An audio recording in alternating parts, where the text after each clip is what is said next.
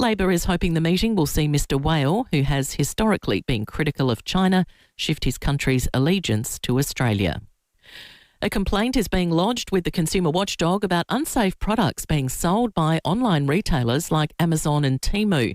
Choice says 6% of people who purchased items online in the past 2 years suffered an injury or property damage.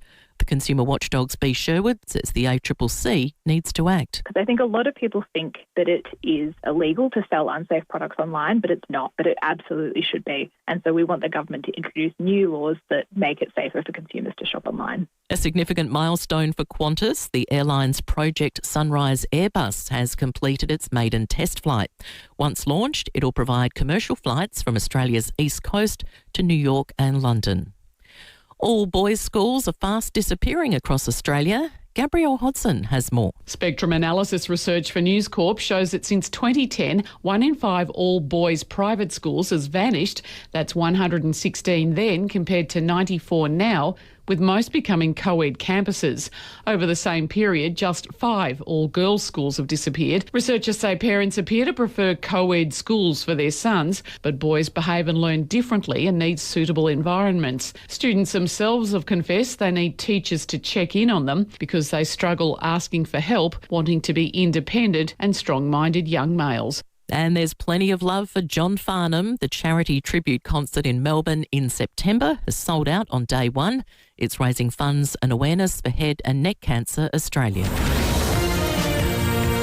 Now turning to 5AA Sport. Huge price drop on new Mitsubishi ASX from $34,990 drive away. Agostino, Mitsubishi, Nailsworth and Mawson Lakes. And it's good morning to Jace Kemp. And a good morning to you, Mel. Let's start with football, and both the Crows and Power will train this morning. Adelaide will have its captain's run ahead of its clash with Geelong tomorrow night. Mid-season draftee Hugo Hulkan will make his debut for the club. Sam Berry has told the 5AA Sports Show he thinks Hugo will bring plenty of excitement to the Crows. It's just his dash off half-back, his speed, really neat user of the ball.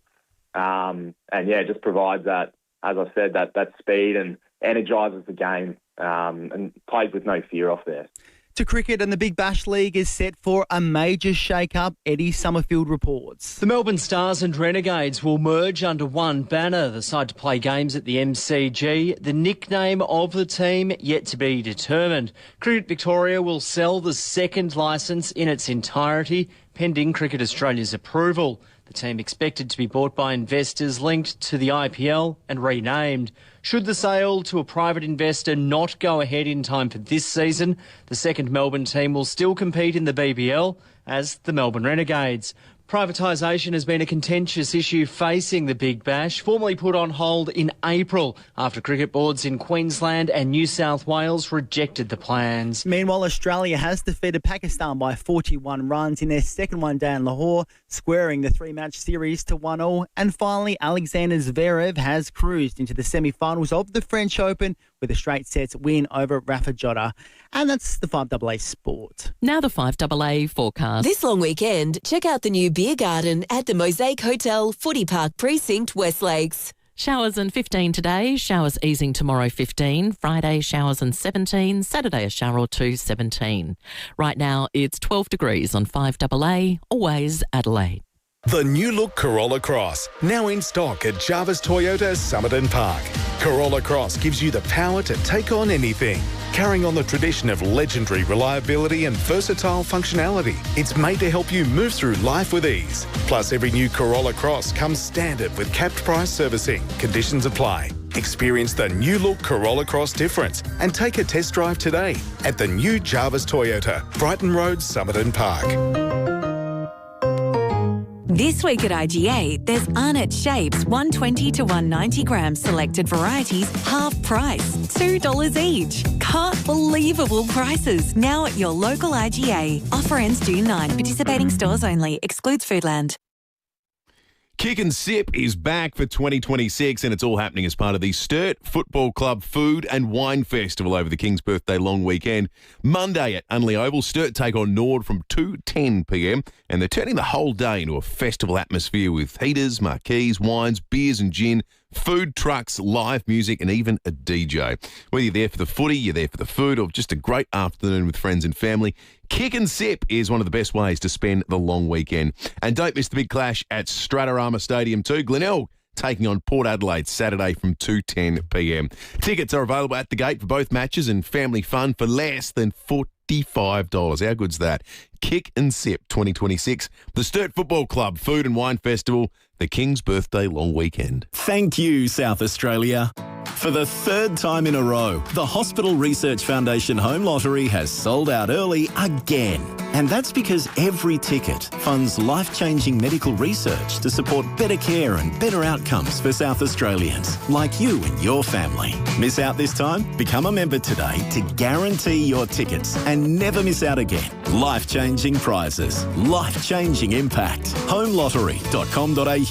Licence M14944. You can rent a little, you can rent a lot. You can rely on Red Spot to keep Aussie airport rentals fair. We're the only car rental company who have kept our prices low during the fuel crisis. And we're the only Aussie-owned and operated choice in major airport terminals all over the country. Experience the local service that saw us named Product Review's 2026 Car Hire Service of the Year. For a deal you can rely on, book your next rental direct at redspot.com.au today or call 1300 66 8810.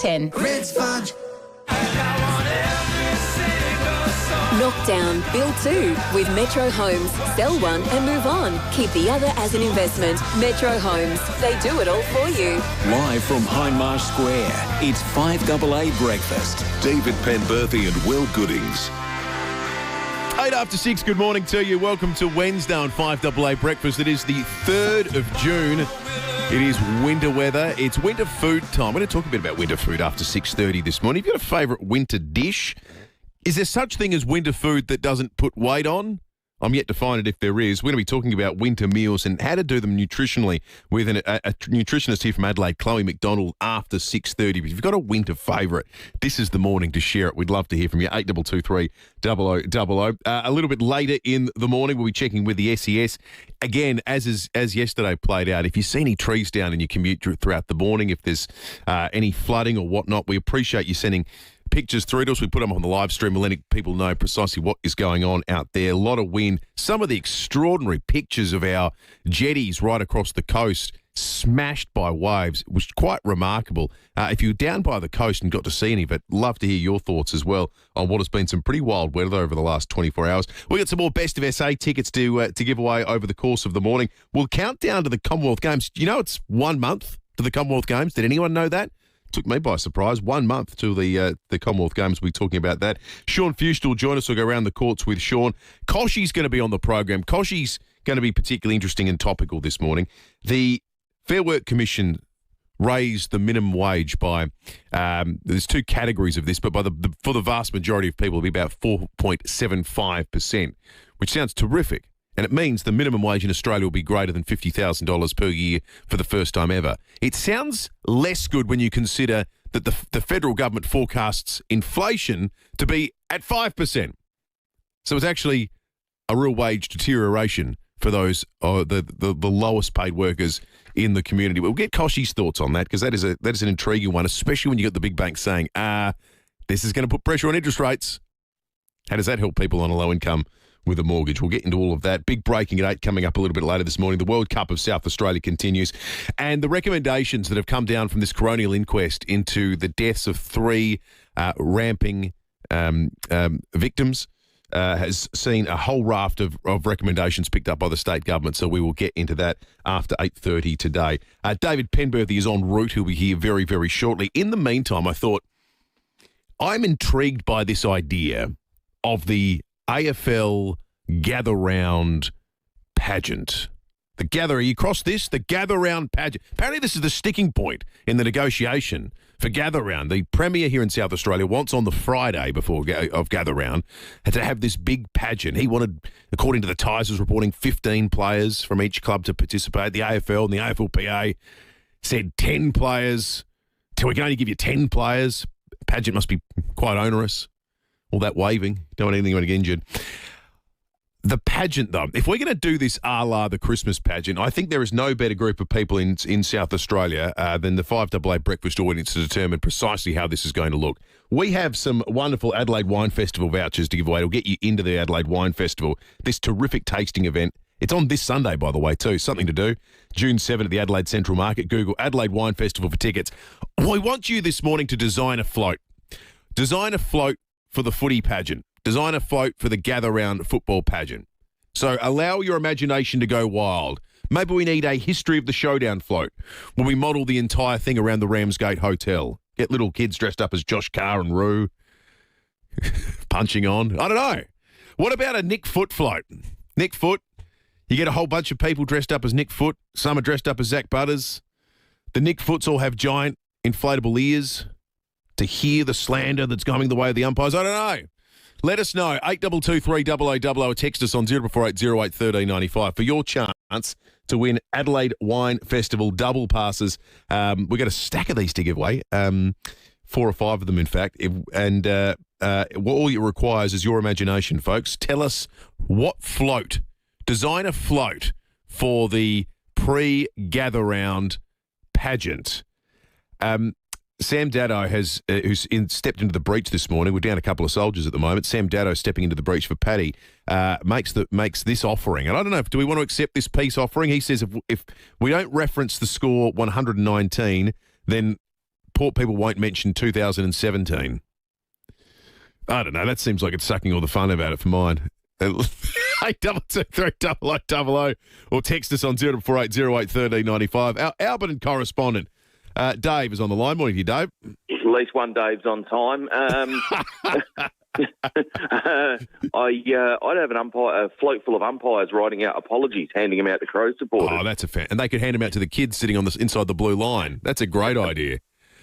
Magnificent, Dave. Thank you. You're in the running to win the Wine Festival tickets. 8223 0000. What are the floats in the pageant for Gather Round? Folks, set your imagination wild. We'll get some more of your entries next. A full bottle of LPG? That's useful. 3 bottles? Even more useful. Your first 3 bottles of LPG for $99 each with delivery from Origin? That's all kinds of useful. Sign up by 30 September, only in selected areas. Equipment fee and T's and C's apply. Adelaide's local, trusted and truly connected talkback radio station. 5AA. Always Adelaide. At my age, preparation is just part of life. To prepare for viruses like influenza, COVID and RSV, I get vaccinated regularly. Viruses are always changing. That's why vaccination really matters to protect yourself against serious disease and hospitalisation. And the risks go up when you turn 65. Vaccination is the best preparation. Speak to your health professional and book your vaccinations today. Authorised by the Australian Government, Canberra. Finding your next Volkswagen? That part's easy. At Mawson Lakes Volkswagen, the end of financial year Unlocked event has drive-away deals racing out the door. There's a huge range of new and demo Volkswagens ready for delivery right now. Plenty of colours, plenty of options. On-site finance, next-day servicing. But it won't last. So if you've been waiting, this is your moment. Get an end of financial year drive-away deal before it's gone. Mawson Lakes Volkswagen, just a short drive from the city. Aussies love the ocean, the sound of crashing waves, the sight of storms over the water. Seeing a bit of that at the moment. It's what life's all about.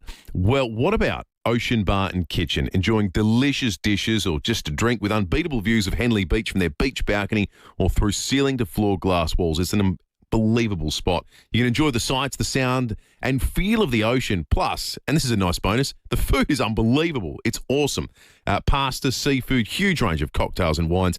Make sure you look up their weekday dinner specials throughout winter too, like their bottomless pasta Wednesdays.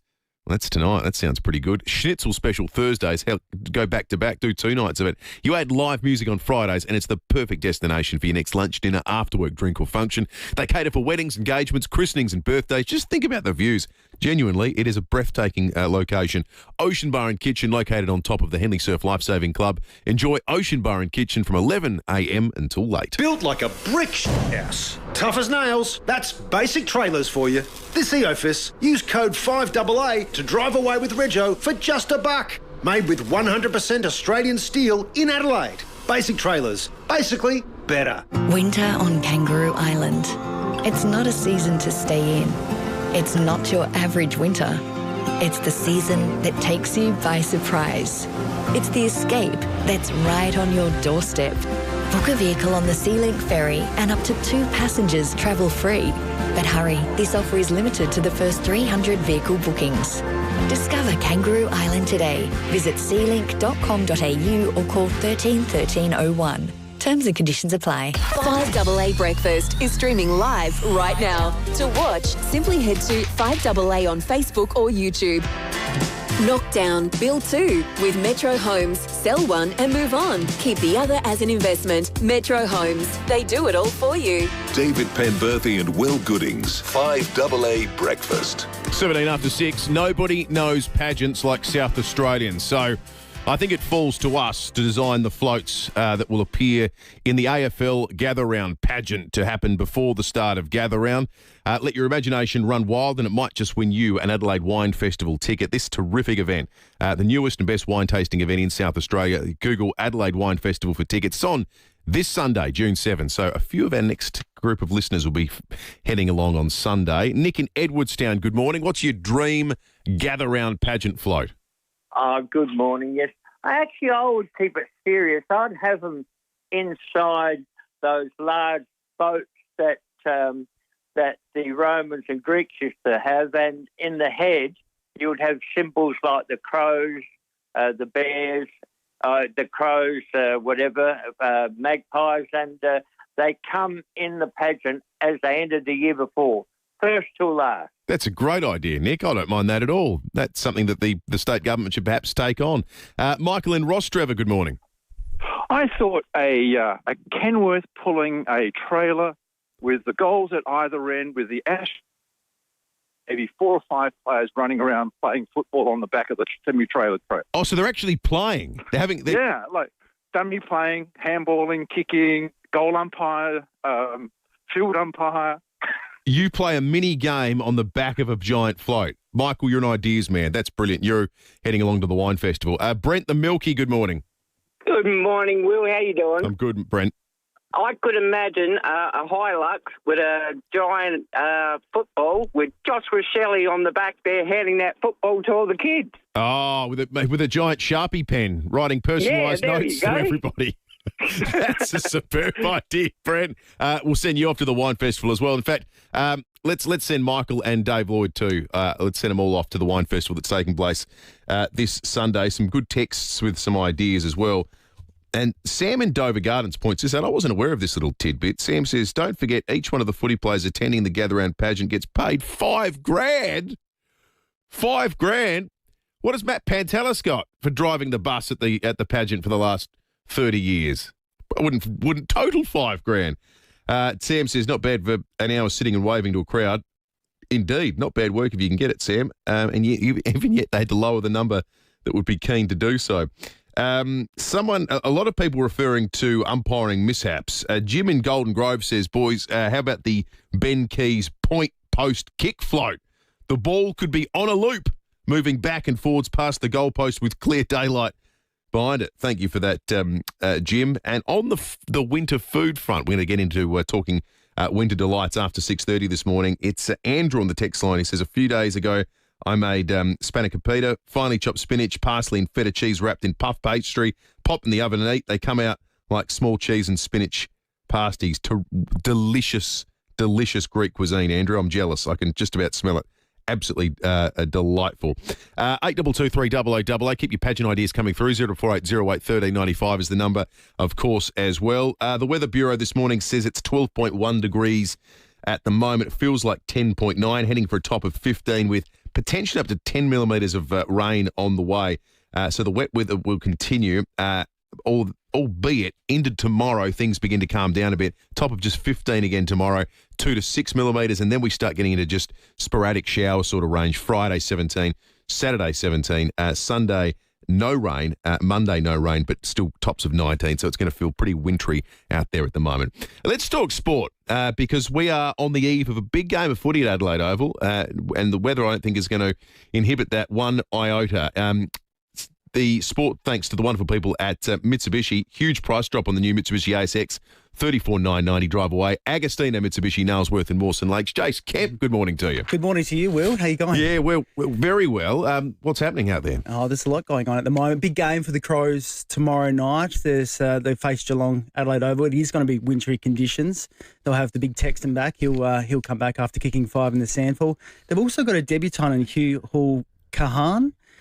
He's going to play his first game for the club after being the mid-season draftee. He looks like he's a speedy defender, and they could use some more run and dash of half-back, and I think it's timely entry for him. This is unbelievable, this story. So this bloke, had he even been to Adelaide before 7 days ago? No. So he's arrived in town. How many back when you were on the footy beat, how many trainings would have they done in that time? Oh, a few. Like 2 or 3? 2 or 3. Yeah. And he's playing Thursday night. He's playing it just feels bizarre. Yeah. It genuinely feels like, and you would know this better than I would, Jess, it kind of, you often see mid-season draft picks come in and play early, but it's generally for teams that are in struggle town, decimated by injury, bottom 4 sides that are just looking for new talent. A side that's trying to make noise in September, playing a guy off 1 week of training, having taken him in the mid-season draft, is just mind-blowing. Well, it is, and the Crows are sitting 8th at the moment. They're playing a side in Geelong who are a good team. I think maybe Port Adelaide set the blueprint for beating Geelong here at Adelaide Oval earlier in the season, and they could use some run off the half-back line. Isaac Cumming goes out. Obviously, he's injured, so why not? Why not test a debutant and see what he's made of? And they obviously have some faith in him that he can produce on the big stage. It's a remarkable story. I love it. Out of character for Matthew Nicks, I would say. To a lot of people have been making that observation. It feels like throwing someone to the wolves like that. He generally likes people to have had full pre-seasons, be prepared, Well, you look at Riley Thilthorpe, right? He had to do his time in the SANFL before he came in, so it is a bit uncharacteristic for Matthew Nicks. Yeah. Anything else going on in the world of sport? Yeah, big story out of the Big Bash League. Major shake-up going on. The Stars and Renegades, how's this? They're set to merge. So they're going through the process at the moment where they're going to merge both teams, both licenses. So this is the Melbourne teams? Yes, they're both Melbourne teams. They're going to be called Melbourne under one name, under one banner. They're going to be wearing the state colours, which is navy blue over in Victoria. There is some talk they're going to be called the Bush Rangers as their nickname, which is obviously, from their state league team.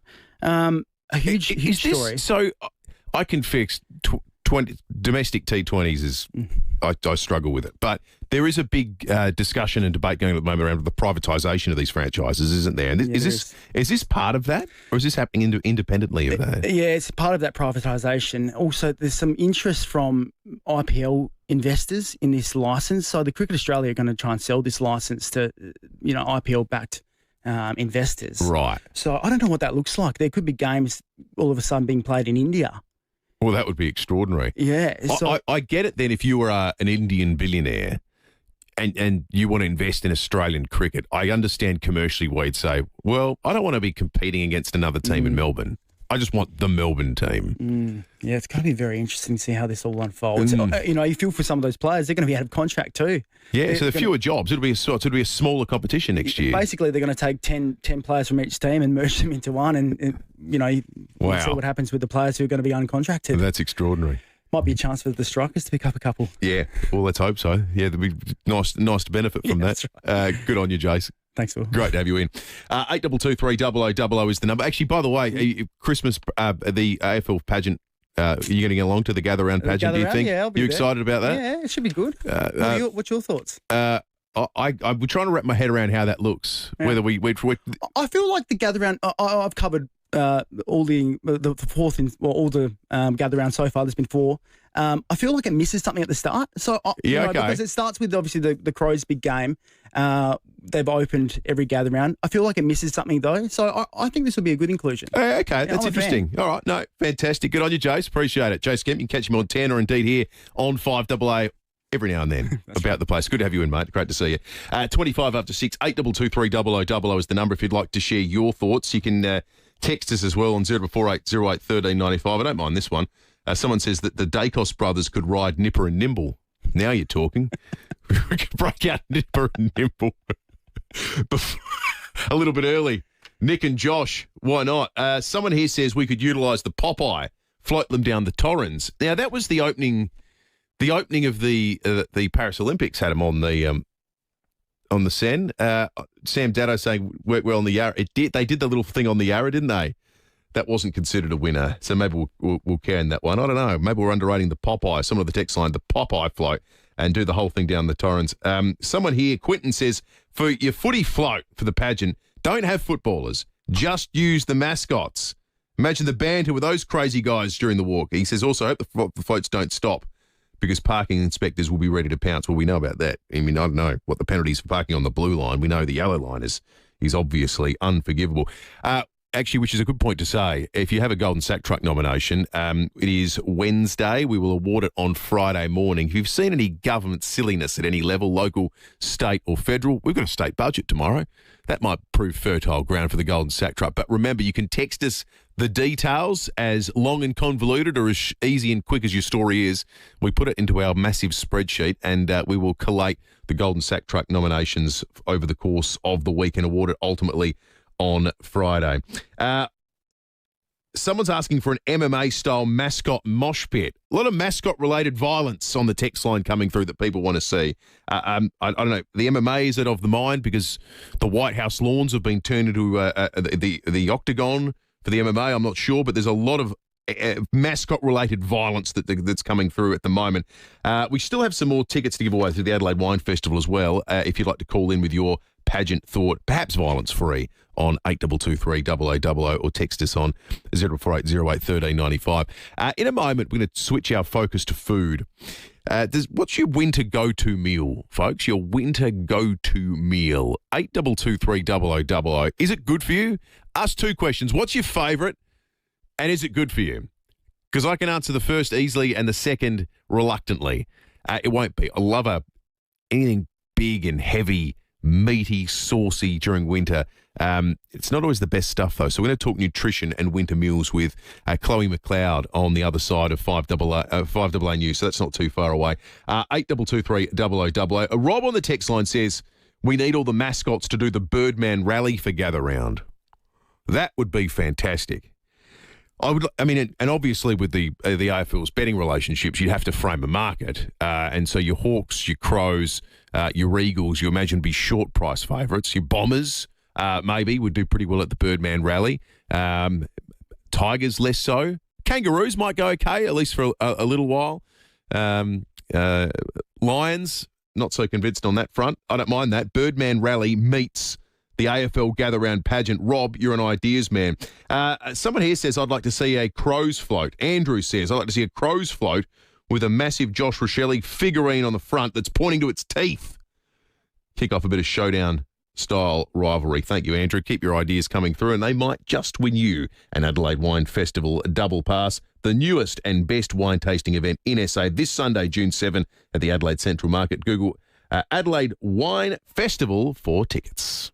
Tune into the 5AA Breakfast Show each week as David Kosh chats with Will and Dave. You've always been steadfastly against using the word rebuild. Do you think it's a word that might, whether you like it or not, have to enter your vocab? Is it at that point now with Port Adelaide? No, because you would never, ever let me forget it. David Kosh, each week on 5AA Breakfast. We always aim to be competitive every single year. Always Adelaide.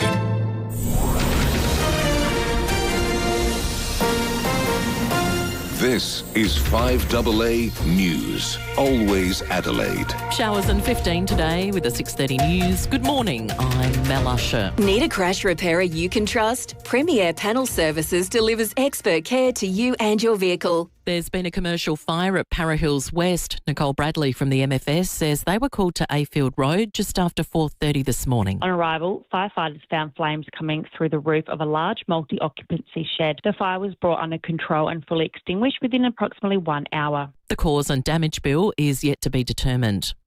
A partial freeze on public service jobs. That's today's pre-budget announcement from the Treasurer.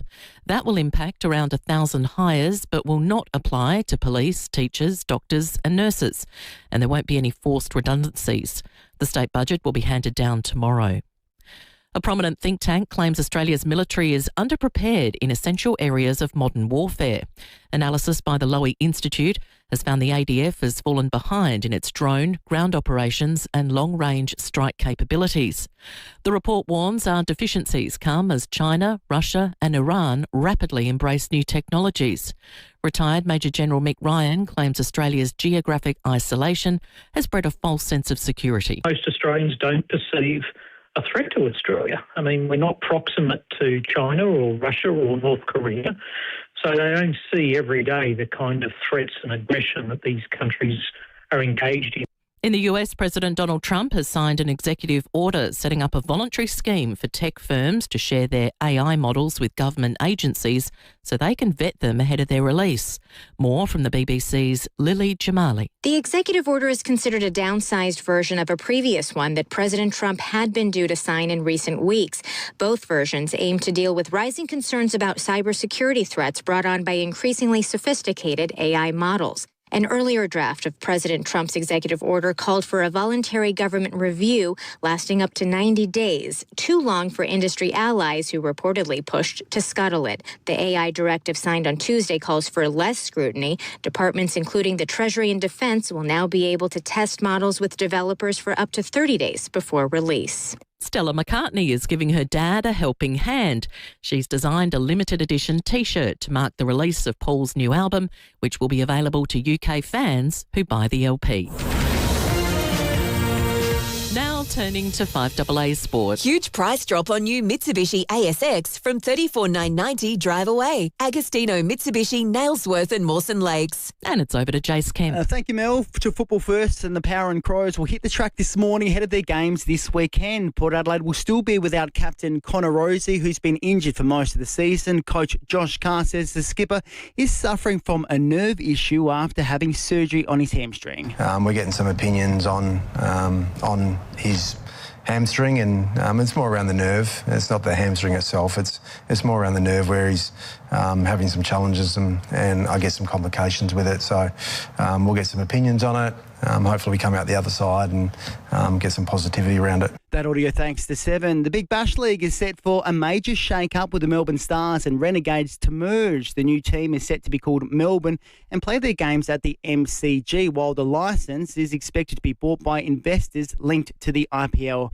To tennis, and 3 players have booked their spots in the semi-finals at the French Open. Craig Gabriel reports. Rain has been interrupting the schedule of play for the first time at this year's tournament, but already through to the semis are Mira Andreeva, Marta Kostyuk and Alexander Zverev. Andreeva beats Sorana Castells 6-love, 6-3, and it equals Andreeva's best effort at Roland Garros. Kostyuk defeated compatriot Elena Svitolina in 3 sets, and Zverev accounted for the Spanish teen Rafa Horda 7-6, 6-1, 6-3, and for Zverev it's his 5th semi-final at the French in the last 6 years. And finally, FIFA is introducing semi-automated offside technology for the upcoming World Cup. And that's the 5AA Sport. Now the 5AA forecast. This long weekend, check out the new beer garden at the Mosaic Hotel, Footy Park Precinct, West Lakes.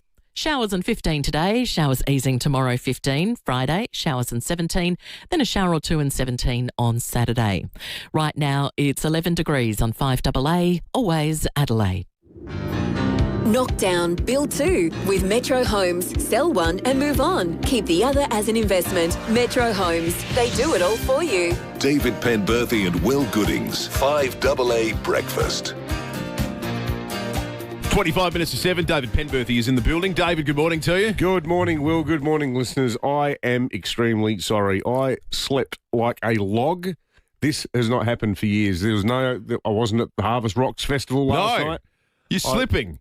I just had Sam Dado rang me at 3 minutes past 6, and I was like, my God, I had an early night. I reckon it might have been the temperature. I cranked the air conditioner, and I was just out for the count. So apologies to you, most of all, Will, and apologies to the listeners. I'm happy to stay here with your dad until 9:35 to make up for it as well. There you go. Feels like the least I can do.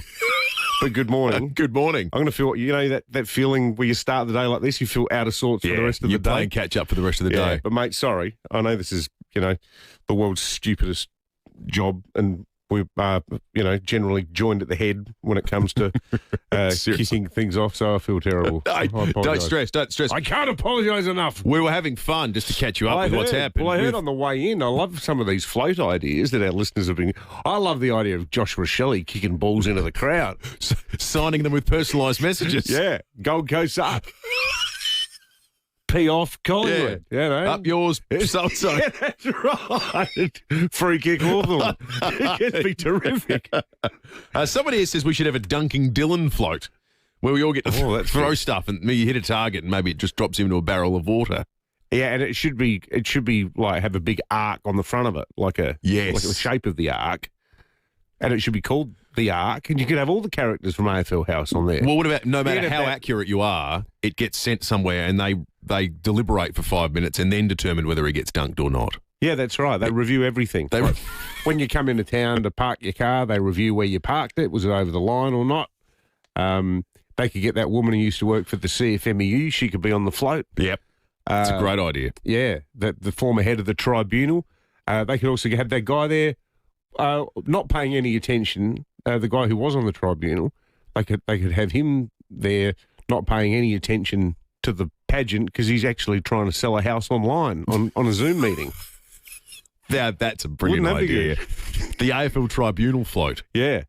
You know the other things, I'd like to have a float of all the banned AFL characters from Muck Up Day, from Mad Monday. I'd like to have get the Gold Coast, the GWS guys dressed as the Twin Towers. Yes. That'd be funny. GWS, yeah. GWS. Yeah, that's right. Yeah.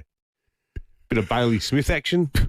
Would be great. Berating a photographer, maybe. Yeah, that's right. Exactly. The misdemeanor float. Do we think the pageant is going to get people excited? Jace made the point that covering it, maybe this is a journalist point of view, Jace Kemp before the break, he said, it always feels weird that you've got the Festival of Footy and it kicks off with a game on Thursday and then there's this sort of hole where there's no real event that brings everything together. Kids would like it. Kids would go crazy for it. Well, the thing that makes me think it'll work is when we've done broadcasts from Footy Central, whatever they call it, down on the banks of the Torrens there, it's just full of kids. It's always the moment the gates open, it is full of kids. So I suspect it'd be a success. Is this for real? That looks like AI, but it's funny. Someone's mocked up the umpires float for gather round, which has got 4 umpires standing on top of a large guide dog. Have you seen that? I haven't seen it. I'm not getting graphics. You get graphics on your text. Don't you get graphics on yours? Yeah, sometimes, but I don't have it here. I must be. I've got the cut price version going on over here. Corey did it. Yeah, it's great. Oh, good on you, Corey. It says guiding the way, and there's 5 umpires in yellow in front of a giant golden retriever. It's terrific. 8223 if you'd like to win tickets to the Adelaide Wine Festival. We were also talking about, and something that I think you desperately would have missed, that you'll now appreciate being part of, is a conversation about winter food. Because winter foods are, I think, by their nature, comforting and delicious. Not always good for you. Or necessarily for the waistline, but I think they become good for the soul more so at this time of year. Part of the problem is if you want to make mashed potatoes really well, you need to I'm going to say this while the nutrition woman waiting to come on the program, but if you look at the way the French do it, they hypersaturate the potato with butter and cream, and you put in heaps of salt. That's what makes mashed potato taste really good, but it's also what makes mashed potato somewhat unhealthy. If you do it properly, it's almost a science experiment. How much butter, how much cream can I put into this potato? Well, that's probably not the advice that Chloe McLeod from Verdade Nutrition Co. wants us to be giving out to our listeners, is it, Chloe? That was a really nice shout out to come onto the call with all that butter and all that cream. It sounds very tasty, but you're right, not so good for the old arteries or the waistline. No. So we do think of food like that though. You think of, big stews, big casseroles that are heavy on absolutely a lot of fatty meats and things like that. It's really interesting. As I was listening to you guys chat, I think that's absolutely the perception that a lot of people have. However, I think we need to flip that script a little bit because winter, yes, there's these really beautiful, comforting things that can be that little bit less healthy, but winter is also the absolute perfect time to be including these really nourishing foods which are really rich in protein, really rich in fibre, and actually incredibly good for keeping those winter kilos off. And what I'm talking about here is adding in more legumes and more vegetables when we're making these things. Well, that's a really good point because, you think about those of us who've lived in share houses over the years where more as a product of poverty than anything, you worked out how you could actually make a really tasty, simple Indian curry using 2 tins of chickpeas. And on a cold night, sitting down with a bowl of rice with some chickpeas that have been cooked with tomato and garlic and ginger and a few spices, that's actually really warming food. Exactly, and it's very comforting, but it's also really, really healthy for you as well. Yeah. What's at play physiologically, Chloe, or is it just something we've trained ourselves to do, the desire for a certain type of food during winter that is comforting and heavy? Is that something that's ingrained in our the way our bodies work, or is it just our minds we've trained ourselves to think, oh, it's winter, I'm going to have something that's, that I wouldn't otherwise eat? I think it's probably a little bit of both. So from an evolutionary perspective, absolutely we, are designed to be looking for those warmer foods. And, on a cold, rainy morning like this, you're probably not wanting that summer smoothie that you'd be choosing on a 30-degree day in summer. So part of it is that, but the other part of it is that, it is something that we've trained ourselves. We all grew up with these really warm things in winter and those cooler, more fresh type things through summer. So it's a bit of column A, a bit of column B. I think, though, what we can do is really look at how we can bring these nourishing things into these comfort foods, exactly as you guys are saying, with that, that really simple chickpea curry. Maybe it's making up that, mum's recipe of the chicken soup, but putting some extra vegetables in there than you might have traditionally put in there. Putting some of those chickpeas into that same soup as a way of bulking it out. And, as you said, you bought those when money was really tight. Legumes, they're so underrated from a cost perspective as well, because they are so low cost as well. Particularly if you buy them from a place like Gaganas as opposed to getting them in tins. If you get them dry, you can buy a kilo for next to nothing, and a kilo of dried chickpeas you'll probably get 60 servings or maybe more. You would. You would. Really important, though, if you are choosing to buy the dried ones, I'm going to throw this one out there, that they're prepared properly, because, that old adage of baked beans making you very gassy. Oh, yeah. That's absolutely true, and particularly true if they haven't been prepared well. So soak them the night if you're buying the dried ones, soak them the night before, discard the water that they've been soaked in and then cook them up. And, a really low-cost way of doing it, but you've also made them that little bit healthier for you as well. Can I still have the mashed potato once a week? Yeah, absolutely can. Well, I think we're all about not cutting things out over here, and I think if that's your favourite thing to go to in winter, and you absolutely love it, and you're having it once a week, and the rest of the time you're making really great choices, I'm going to say I'm not really going to care. That excellent. From a health perspective, that's going to help it all balance out, and you're getting that soul food in there too. Well, that feels achievable. That's what we like to hear. Good on you, Chloe. Good to speak with you. Thanks, Chloe. That's great. Chloe McLeod from FIVEAA Nutrition Co. Verde. So check them out for your nutritional needs. It is funny the sorts of foods that you think you wouldn't touch or even think about in December when it's weird, 36 degrees. I love a goulash. Oh, goulash is great, isn't it? It doesn't occur to me to ever eat one until the weather is like it is now. Yeah. And then I think, oh, my God, how good would that go down? Well, it's like minestrone. I was going to say, minestrone.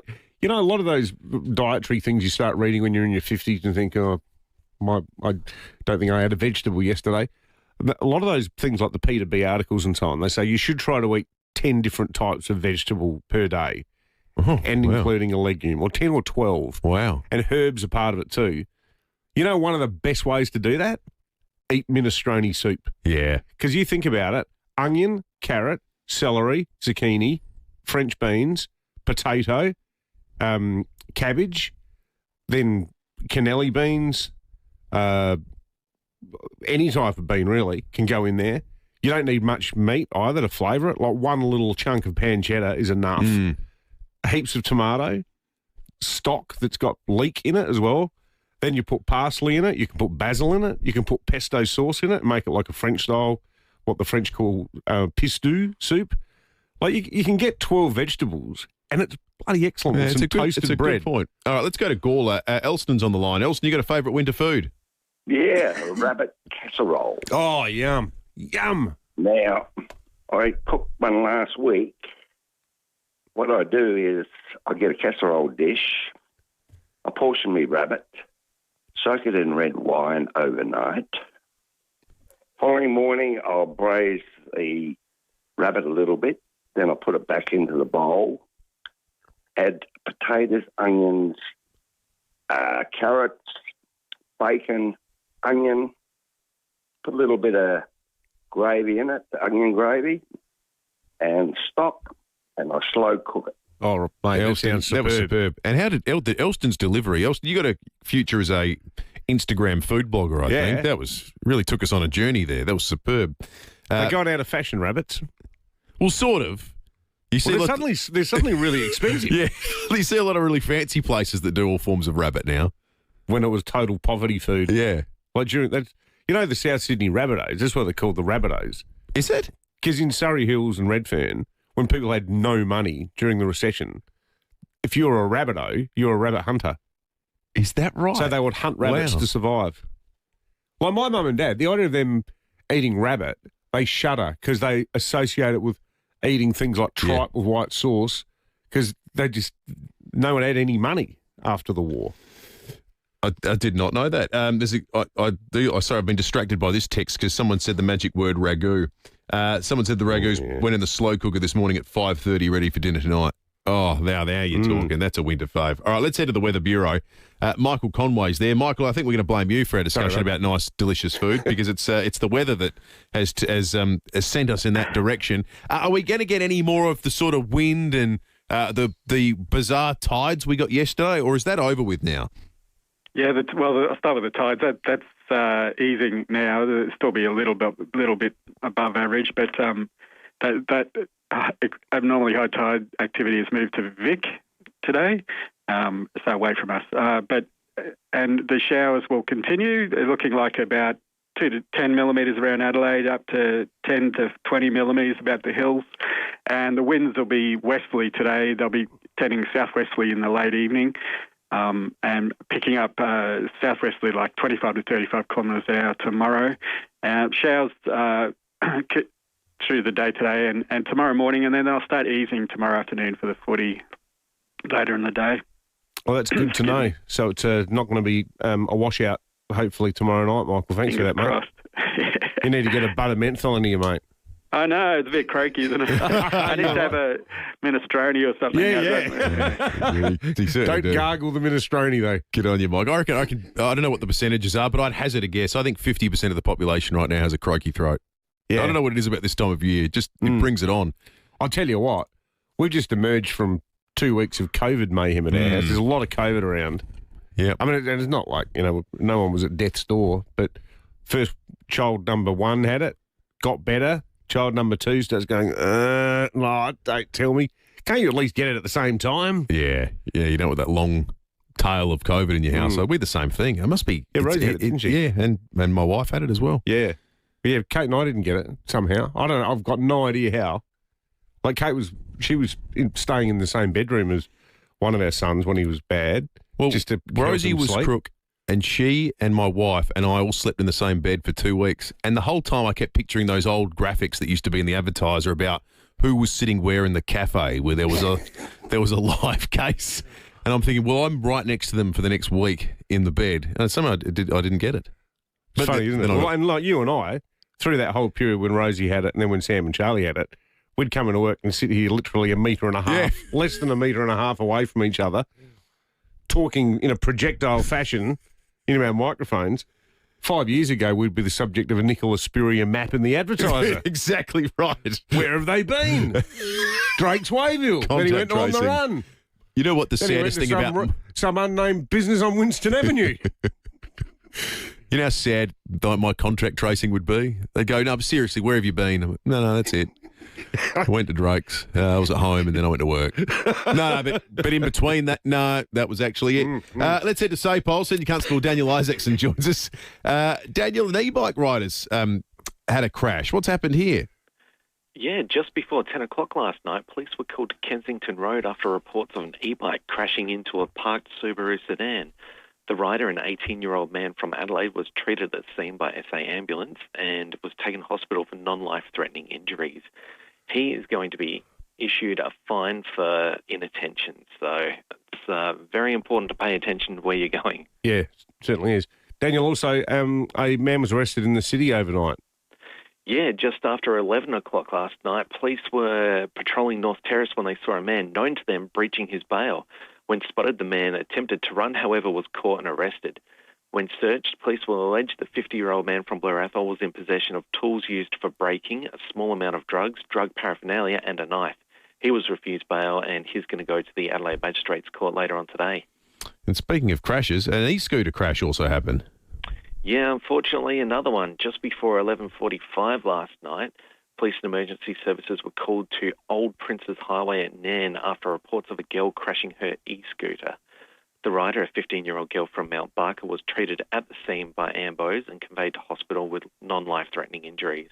Investigations into this one are continuing, and we're just asking if anybody has seen it or has any dash cam or footage to contact us on Crime Stoppers online or 1800 333 000. Thanks for that, Daniel. Senior Constable Daniel Isaacson from SAPOL. I'll tell you what, there's two SAPOL items that we wouldn't have been discussing when our show started 11 years ago. Hey, no, e-bikes, e-scooters didn't exist. Weren't a thing. The speed at which those things travel is a significant issue, isn't it? Like, if you're not really on top of things, if you're not paying attention, like I see them down Aldinga, people just flying along the Esplanade on them. Oh, but they're not meant to. No, they come with industry standards. The thing that I'm suspicious about is how easily they are overridden. Yeah, well, I don't know anything about it. You do a YouTube tutorial, and anyone, it seems, with any level of, in fact, no level expertise can trick up their bike to start doing 80 k's an hour. Yeah, even though there's limiters that are built into them naturally. 7 to 7. We're going to take a quick break. We'll check traffic and come back with more in just a moment. Morning there. Showers rolling through this morning. Going to be with us most of the morning. Take it easy on the way to work today. Got a tree down at Crayford today. It's blocking Wayville Ridge Road near Heath Road. That'll be slow if you're heading that way. Gilman has works to look out for today with this weather. Eastern Parade near Matson Court. And getting busy at the moment, Anzac Highway at the South Road intersection. Early morning camera, 12th Street, Gawler South. It's the Audi end of financial year sale event. Receive exclusive price reductions on select models at your preferred Audi dealer. Ends June 30. T's and C's apply. Adelaide's most accurate traffic on 5AA. The energy today, the amount of people who got up before dawn, walking 1 mile in the shoes of someone that has nothing. Step up to end homelessness. Walk a mile in My Boots. Register or donate today. New demo and low kilometre CX5, CX30, Mazda 3 and BT50. Along with outstanding service from our award-winning staff, you know it's well worth a trip to Barossa Mazda. View our whole range of Mazda at steinborner.com.au. Here at 5AA, we're all about supporting local. The Excelsior Hotel is back. Fully renovated kitchen, fresh new dining room and new menu with all-day dining from 12. Come to something new at the Excelsior Hotel. Now, if you haven't been to Turkey Flat Vineyards in the Barossa, honestly, what are you waiting for? It's less than an hour from the city and it feels like a completely different world. It's a stunning winery. You're sitting on the lawns with a glass of Shiraz that came from vines that are genuinely among the oldest in the world. Or if the weather's doing its thing, you're inside by the fire. Either way, nobody's rushing you. The cellar door itself was a converted butchery from the 1860s, which sounds like it shouldn't work, but it absolutely does. Take the family, grab some friends, and make a weekend of it. And here's something. Use code RADIO at the checkout to get 20% off when you book any wine online. Turkey Flat Vineyards, Bethany Road, Tanunda. Drink responsibly. Is your outdoor area living up to its potential? If not, speak to Luba House and transform your outdoor area with an opening and closing roof that's ready for next summer. An SA family-owned business, Luba House do everything. Planning, design, council approvals, local manufacturing and installation, so you'll have peace of mind it's done right. Don't wait any longer. Find out more with a free design, measure and quote. Bring your outdoor area to life with Luba House. lubahouse.com.au. Hi, I'm Lynn Andrews. The Lynn Andrews team have seen a lot of change in real estate over the past 50 years, but one thing remains unchanged: our passion to help people invest in their future. To build strong property portfolios in either the residential or the commercial sectors. Our commitment to property investment over the years means We have a wealth of knowledge to share. We're here to help you. Visit lynandrews.com.au. Knock down, build two with Metro Homes. Sell one and move on. Keep the other as an investment. Metro Homes. They do it all for you. David Penberthy and Will Goodings. 5AA Breakfast. 4 minutes to 7. You can watch along at the Facebook and YouTube live stream. All thanks to Walk a Mile this week. A step up to end homelessness. Walk a mile in my boots. Register or donate today. walkamile.org.au. It's been another big week for the AUKUS debate that is ongoing in Australia, the US and the UK. The week started with some speculation around the UK's capability of delivering it, given their own domestic challenges. We had the revelation that instead of 2 second-hand Virginia-class subs and a new one, they would all be second-hand that came out. Richard Marles, the Defence Minister, then made the point, hang on, we always wanted 3 second-hand, although none of the paperwork originally said that. So that's come out. Now, Ed Husick, Labor MP, has said, are we sure about this whole AUKUS thing? Rex Patrick has been a sceptic from the start, former Senator for South Australia. Rex, good morning to you. Good morning. Rex, can I ask, I mean, I think that the idea of Peter Garrett, even though I say this as a massive Oils fan, but the idea of Peter Garrett providing any impartial analysis of anything to do with the relationship with the US is the funniest thing I've ever heard. But to the broader principle being made by people, broadly speaking, on the left, this was never debated by the Parliament. That's sort of a valid one, isn't it? Because it just sort of popped up overnight with Biden and Morrison and Cameron from memory. Yeah, that's correct. And the Labor Party agreed to it within 24 hours. You know, it's a $368 billion program. They offered their support. And they did that in the lead up to an election where they were playing a relatively safe strategy and they didn't want to have any sort of differential on defence. David Shoebridge, the Green Senator, has tried to move an inquiry into the AUKUS in the Senate, and basically the duopoly have stopped that. It is a $368 billion project. We know there are huge risks with it. We ought to actually conduct an inquiry of some sort. Mm. What about Ed Husick's, I can't say his damn name, the former Space Minister who's no longer in Cabinet? What's his motivation behind this? Because he seems to be like just a hater of the US, doesn't he? No, look, he's come out on a few different issues. So he's come out on critical minerals. He's come out on a gas tax. I think he's got the freedom of not being in Cabinet and is now expressing his view as a Labor MP. And look, that's very rare, but actually we want to have a competition of ideas floating around in Parliament House. So, listen to what he's got to say. If he's stepped outside the guardrails of the Labor Party, that makes it all the more interesting. Rex, that's true. Rex, the late change to the optimal path that I detailed at the outset there regarding the second-hand boat as opposed to getting one brand new one, filling that capability gap. The arguments for and against seem to be, well, if you just accept 3 second-hand boats, it gets rid of some of the complexity and just guarantees that line of supply. The downside is obviously the lifespan of the boat is significantly shorter. Does this tip the entire agreement one way or the other for you? Look, I just think the whole thing is under great stress. The fact that we have an optimal pathway, I'm pretty sure I know what that word means, and then it becomes some other pathway, and they try to basically say this is all good. We know the United States is only building 1.2 submarines per annum. They need to be building 2 per annum to meet their own needs, 2.3 to meet US and Australian needs, and they're just not moving the dial despite us sending $4 billion of taxpayers' money there. The program is under stress. This is an all eggs in one basket solution, and we've got the US hens not laying enough eggs, and we've got the UK chook headless. Great stuff, Rex. We'll stay in touch on this one. Rex Patrick, former SA Senator and Transparency campaigner. Thank you. After the break, we're going to talk about the fallout from yesterday's weather. We'll check in with the SES. We're going to spin for the smartwatch. We've got Best of SA tickets to give away. We're going to count down to the Commonwealth Games, and then Sean Fuster and David Kosh in a Power Pack 5AA breakfast hour next. Local news and information first. This is 5AA News. Always Adelaide. Showers and 15 today with the 7 o'clock news. Good morning, I'm Mel Usher. Had a collision? Get in touch with FIVEAA Panel Services and have your car returned to its former beauty. It was all hands on deck at Para Hills West this morning. A commercial fire sparked in a large multi-occupancy shed around 4:30. Nicole Bradley from the MFS says it took an hour to fully extinguish the blaze. There were no reported injuries. MFS fire investigators will attend the scene to determine the cause of the fire. More pre-budget announcements ahead of tomorrow's financial blueprint. The Treasurer flagging a year-long partial freeze on public service jobs, which equate to 1,000 hires. That is set to save $120 million. But it won't apply to police, teachers, doctors and nurses, and there won't be any forced redundancies.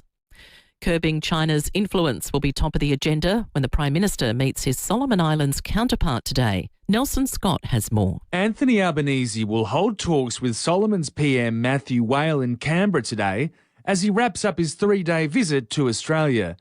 In 2022, the Pacific nations signed a security deal with Beijing, which has come under scrutiny following allegations Chinese police were fingerprinting locals. Labor is hoping Mr Whale, who has historically been anti-China, will shift his country's allegiance to Australia. It's expected the two leaders will sign a $190 million funding package, which would see a new police academy built in Honiara. A deal with the Solomons builds on Australia's existing Pacific agreements, including a military treaty with Papua New Guinea. The federal government maintains it is fully committed to implementing the AUKUS defence deal. Labor's support for the pact has come under question after high-profile MP Ed Husick argued Australia should reevaluate the arrangement. The opposition says the government needs to communicate its unwavering support for the alliance, but Foreign Minister Penny Wong has told Nine AUKUS is full steam ahead. We're clear about why this is important for the country, and I think anyone looking at the world in which we live and the region in which we live understands that Australia needs effective military deterrence, of which submarines are a critical part. Unions argue a pay hike for minimum wage workers will deliver benefits to business by delivering a circular economy boost. The Fair Work Commission has approved a pay rise of 4.75% for 1 in 5 Australian employees. Some economists and industry groups believe it will fuel further inflation, but ACTU Secretary Sally McManus has told Today this is a misguided view. Westpac Bank and ANZ came out and says it won't have any inflationary impact, but also you can just look at the evidence. Every year there's an increase for these workers. Because they're the lowest paid Australians, their wages overall aren't very large, so when they get an increase it doesn't have any knock-on effect to anyone else. Not everyone was a Val Kilmer fan, a director who once worked with the late actor, giving him a less than impressive rap on social media. Adam Marcus calling Kilmer the worst human being I've ever known. Now turning to 5AA Sport. Huge price drop on new Mitsubishi ASX from $34,990 drive away. Agostino Mitsubishi, Nailsworth and Mawson Lakes. It's over to Jace Kemp. Thank you, Mel. To footy first, and both the Port and the Crows will train this morning as they prepare to tackle the second half of the season. Adelaide face the Cats at home tomorrow night, while Port face West Coast. Power coach Josh Carr says Todd Marshall will resume his role as a forward, declaring his defensive experiment now over. I had 11 weeks of, feedback with him in that position. I thought there's some positive signs there.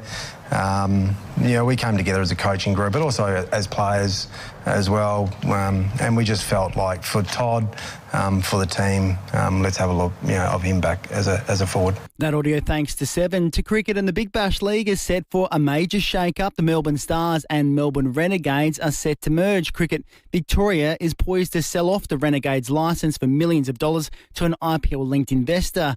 Meanwhile, Australia has defeated Pakistan by 41 runs in their second one-dayer. Josh Inglis and Cameron Green posted half-centuries, while Nathan Ellis took 4 wickets for the Aussies.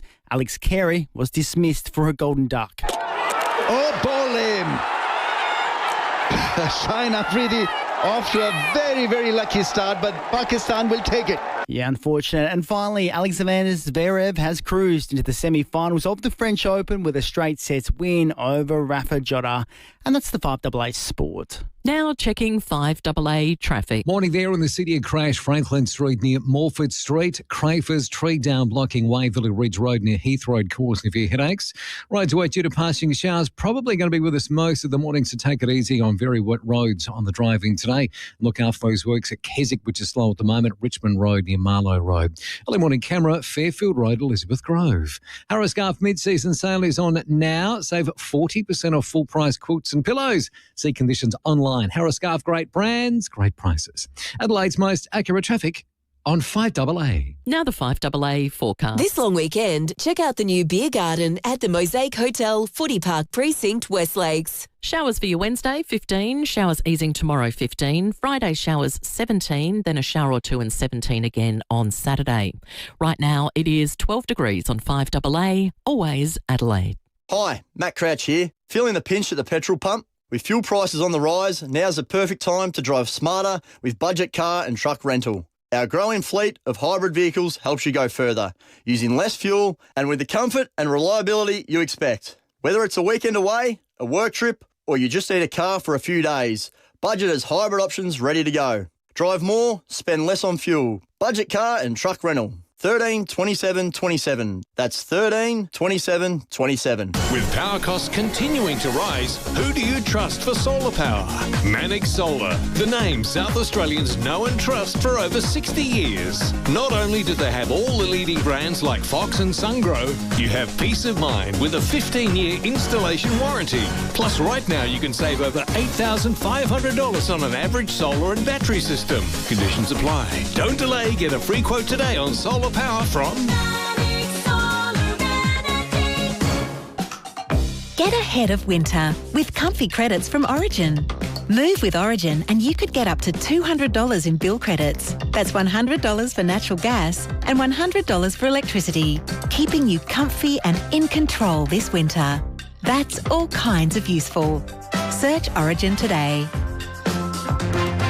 New and moving residential customers only. Sign up by 30th of June and stay until 30th of June. Bill credit includes GST. T's and C's and eligibility apply. Fatty plaque. Sounds nasty, doesn't it? And it is.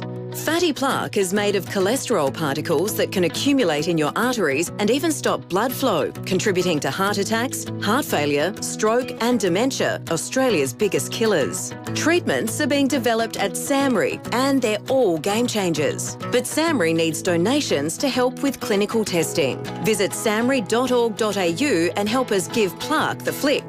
That's samri.org.au. 5AA Breakfast is streaming live right now. To watch, simply head to 5AA on Facebook or YouTube. The news and issues that matter to South Australia. Always Adelaide. This is 5AA. Knock down, build two with Metro Homes. Sell one and move on. Keep the other as an investment. Metro Homes. They do it all for you. David Penberthy and Will Goodings. 5AA Breakfast.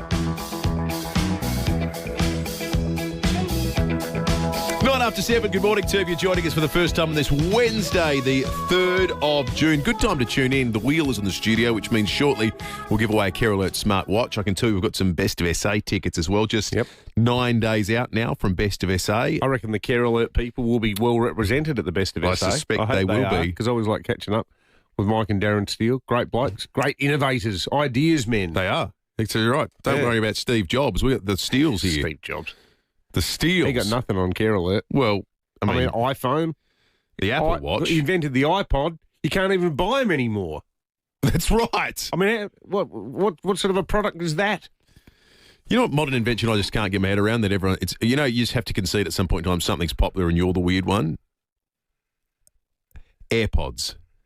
I can't get my head around not having a watch. There's no way I want to wear something that's going to fall out of my ears that easily. I don't want to stick anything in my ear. Well, no, I wear headphones all the time. But no, I need a wire. These are on our ears. No, but I wear in-ear headphones running or doing exercise or walking and stuff. But I need you work at KFC sticking something in your ear. I need a cord. You need a cord. You can't have stuff just dangling loose and free. Well, you get better sound with the cord. Well, I've got a pair of guess what happens when they fall out of your Sennheiser ears? You just headphones. pick the cord up and you put them back in. You don't lose anything. I can't. It just gives me anxiety. Anyway, yeah. how do we get into that? Don't The get me Steels. started. The Care Alert smartwatch never gives you anxiety. In fact, gives you the opposite, peace of mind. Let's talk about the weather. SES State Duty Officer Ian Benithan joins us. Ian, we've really appreciated being able to check in with you over the course of the last couple of days. From your perspective, how have things played out? You're still in the mop-up stage, still getting call-outs. How's it been? Yeah, thank you. It has been a pretty significant event for us. We've had, since Monday morning, we've had 300 requests for assistance. So it's been reasonably busy over the last 2.5 days. We had 180 calls in total yesterday, and we've had 26 overnight. So they're still dribbling in. However, our crews, our volunteers have been absolutely brilliant, and they've been kept out all times of the night, and they've been able to manage the calls. And we've only got a few outstanding, which is really, really good. What about the tides, Ian? Have any of the coastal areas posed problems in a sort of emergency sense? Because some of the vision, one of my mates who's got a place in Edithburgh sent me a photo yesterday of the Edithburgh jetty. The water was literally like less than 5 centimetres below the surface. Scott, one of our listeners in Modbury, one of our regulars, he sent through pictures of Outer Harbour. Like, it's just been extraordinary. It has, hasn't it? Yeah. I noticed that Salt Fleet Street bridge down at Port Noarlunga is closed. So the tides on the Onkaparinga River have raised the levels there. The footage has been amazing, with it crushing over the jetties, and luckily the Department of Infrastructure and Transport have been able to close those jetties prior to the weather coming in. So it's been quite extensive along the coast, but we haven't had any real calls for assistance along that coastline, so we've been lucky there. Yeah, it sounds like it's just been more something people have been marvelling at. I did see a few kids with their surfboards jumping over jetty closed signs so they could go in and ride the swell. Did you see that? Very, very, very brave. Is all I'll say. Yeah, I won't comment any further. maybe crazy brave. Well, exactly. You guys do a great job, the men and women of the SES. Ian. Thank you, SES. All right. State Duty Officer Ian Benithan. There were some remarkable pictures of jetties. The most dramatic one was the one you sent through to us, though, yesterday, David, that text. That was from Scott Hodges, yeah. Was it Edithburgh? It was Edithburgh. And it not only because it looks like a ramp. It actually looks like a runway. It looks like a pontoon. Yeah, that's the word I'm looking for. It looks like it's just floating on, because in the western suburbs, so Henley and Grange and that sort of area, the waves I saw were huge waves that, like you picture, smacking into the jetty. That Edithburgh picture was just, the tide had come in so much you couldn't see pylons. Actually, you know what it reminded me of? It reminded me of landing when you come in from the Kurnell side at Sydney Airport. You know, when you go out over Bondi and then turn back, or not quite Bondi, it's more the south. But then you land and the runway looks like it's floating.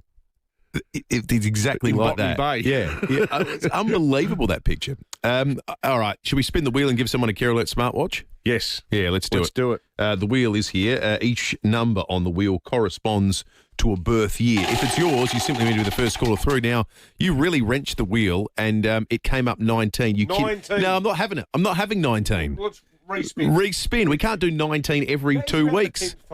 This wheel's just ridiculous. All right, another spin, and the number is 20. 20. Oh, if it was going to happen, I was going to break the wheel. That would have been it.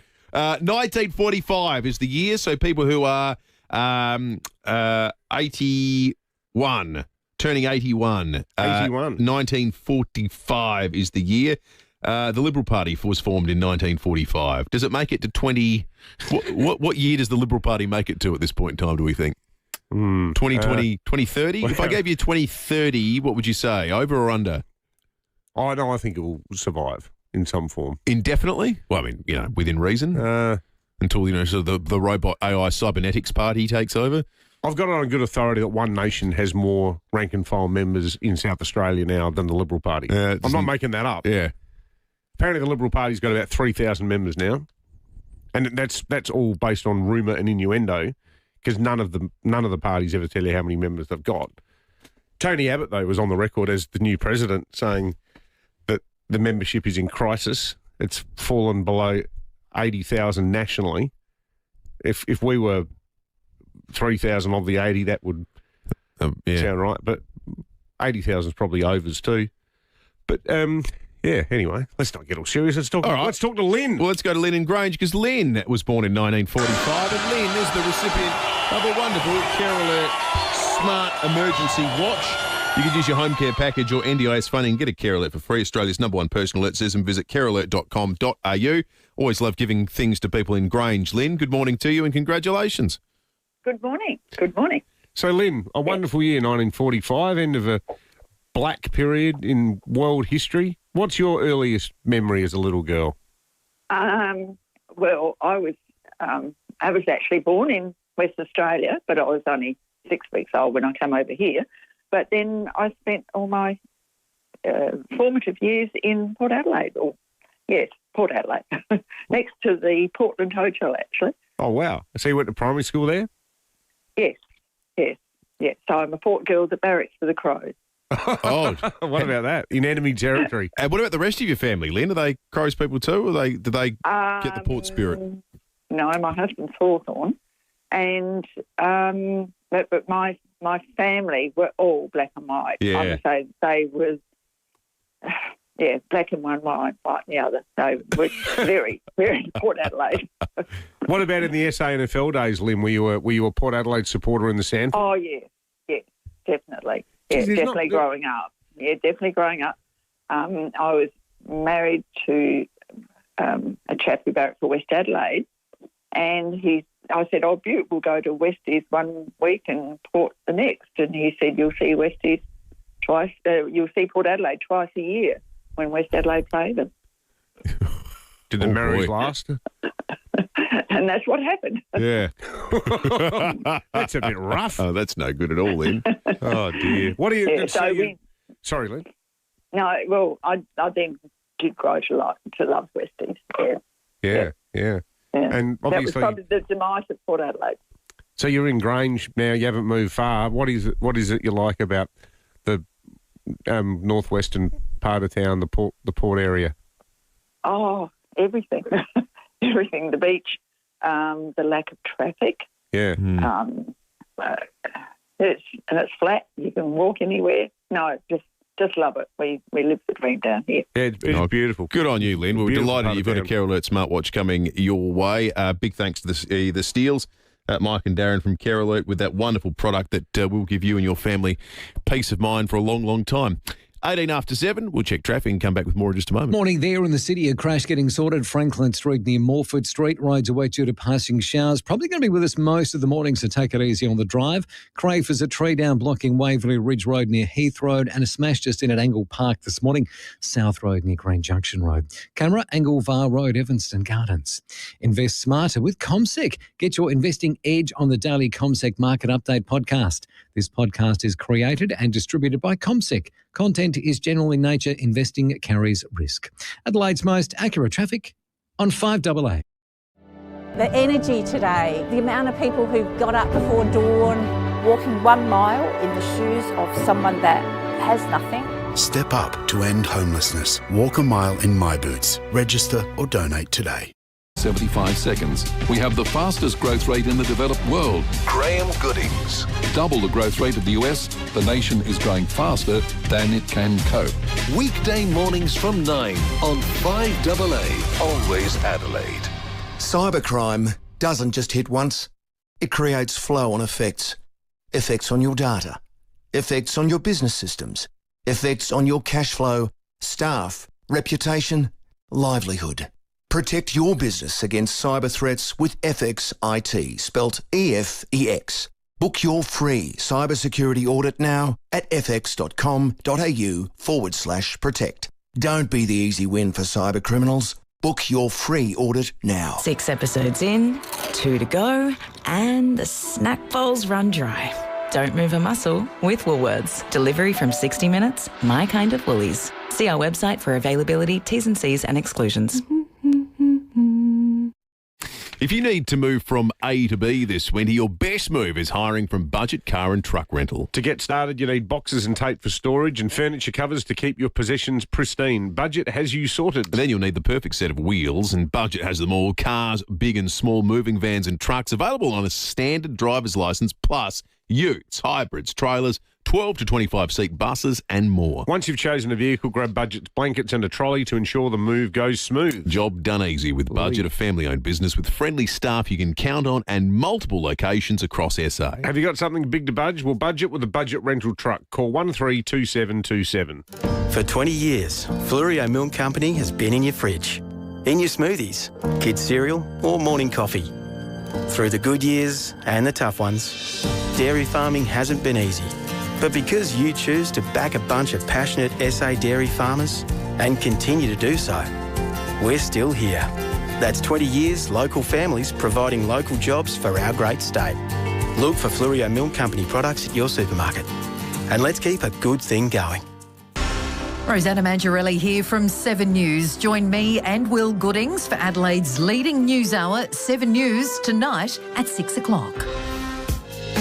Knock down, build two with Metro Homes. Sell one and move on. Keep the other as an investment. Metro Homes. They do it all for you. David Penberthy and Will Goodings. 5AA Breakfast. 21 after 7, our big Best of SA Gala dinner, the biggest ever, celebrating 50 years of 5AA, and our wonderful sponsors and the businesses of South Australia is now just 9 days away. Not this Friday, but next Friday at Adelaide Oval. And this morning, in addition to giving away some tickets, you can get calling now on 8223 0000. We're celebrating the WEA.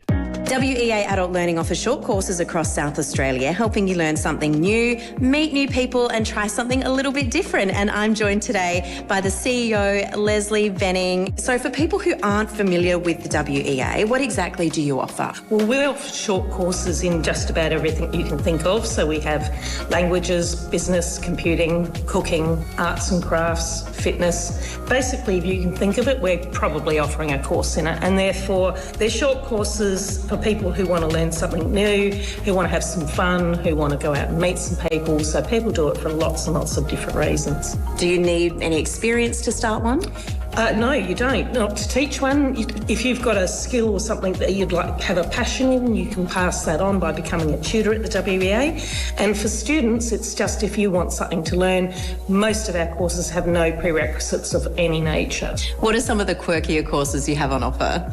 We have a piano accordion course. Okay. Which, when we put that up, I said to the tutor, I'm not sure anyone in Adelaide's going to have a piano accordion, but evidently they do. They do. And we run lots of sourdough cooking courses, 25 different languages we teach, so it's a really broad spectrum of courses that we offer. So what's the best way people can get involved in a WEA course? You can enrol over our website, which is wea-sa.com.au,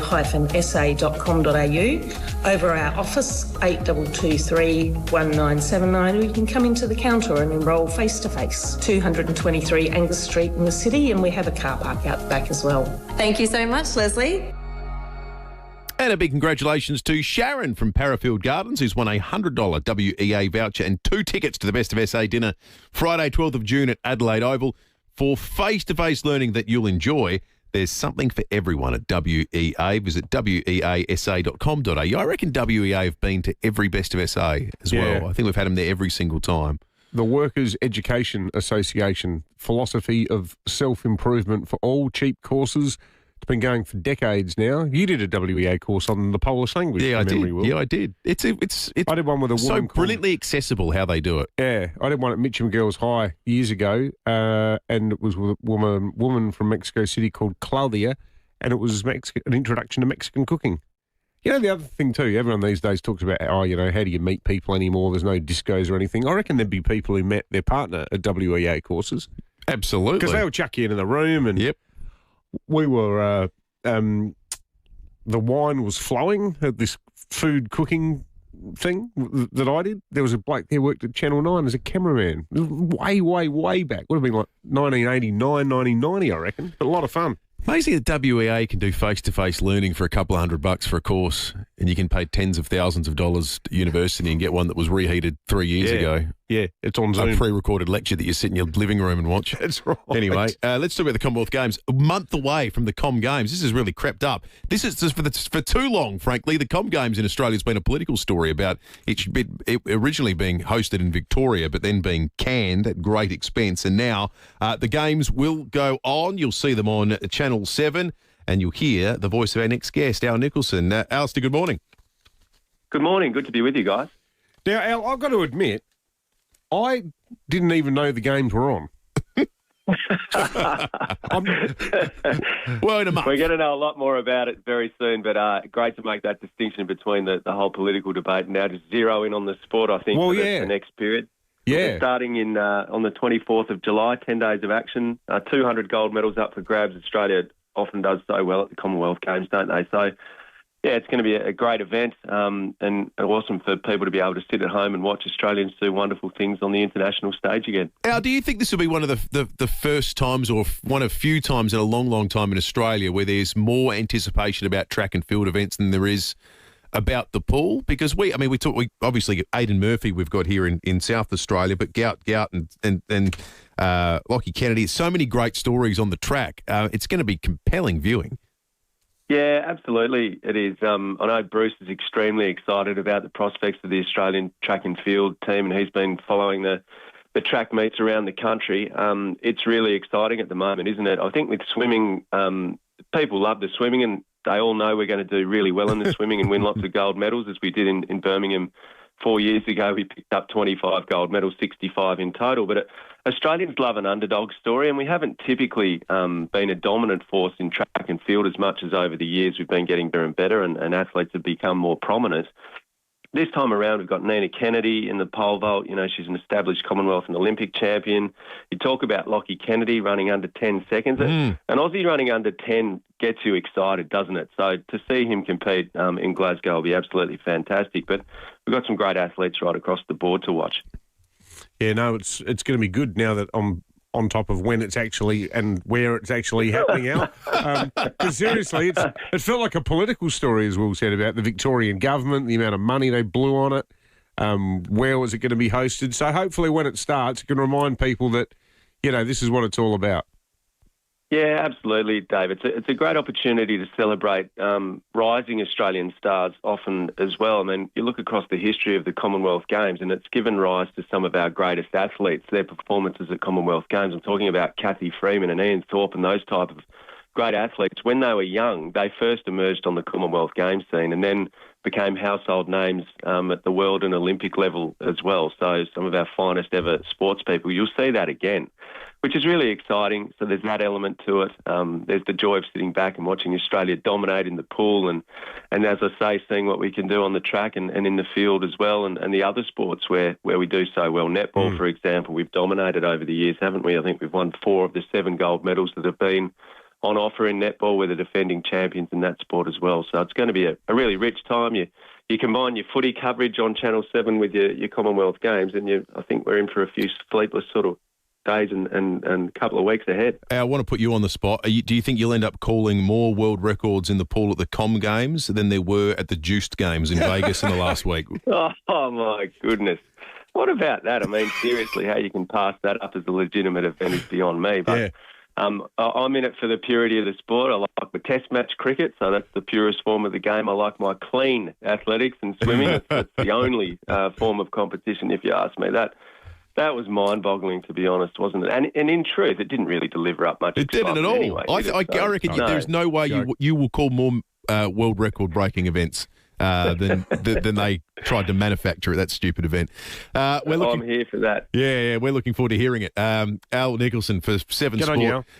Commonwealth Games 4 weeks away, and you can catch it all. 7+ on all the 7 digital channels as well. It's always fun to watch Australia excel, and on the track as well. I think we're going to see some remarkable stories this time. Yeah. Hey, speaking of remarkable stories, this is almost breaking an 8 worthy. In fact, I've done myself out of a breaking an 8. So apparently, Port and the Crows are seeking answers. The players apparently have found out about this, and they're really annoyed. Through what sounds on the face of it like an act of complete pedantry, the Stadium Management Authority people who run the Adelaide Oval have suddenly decreed that you're not allowed to bring in outside food anymore. Now, after the players train... Hang on, that's been always the case for punters. Yeah,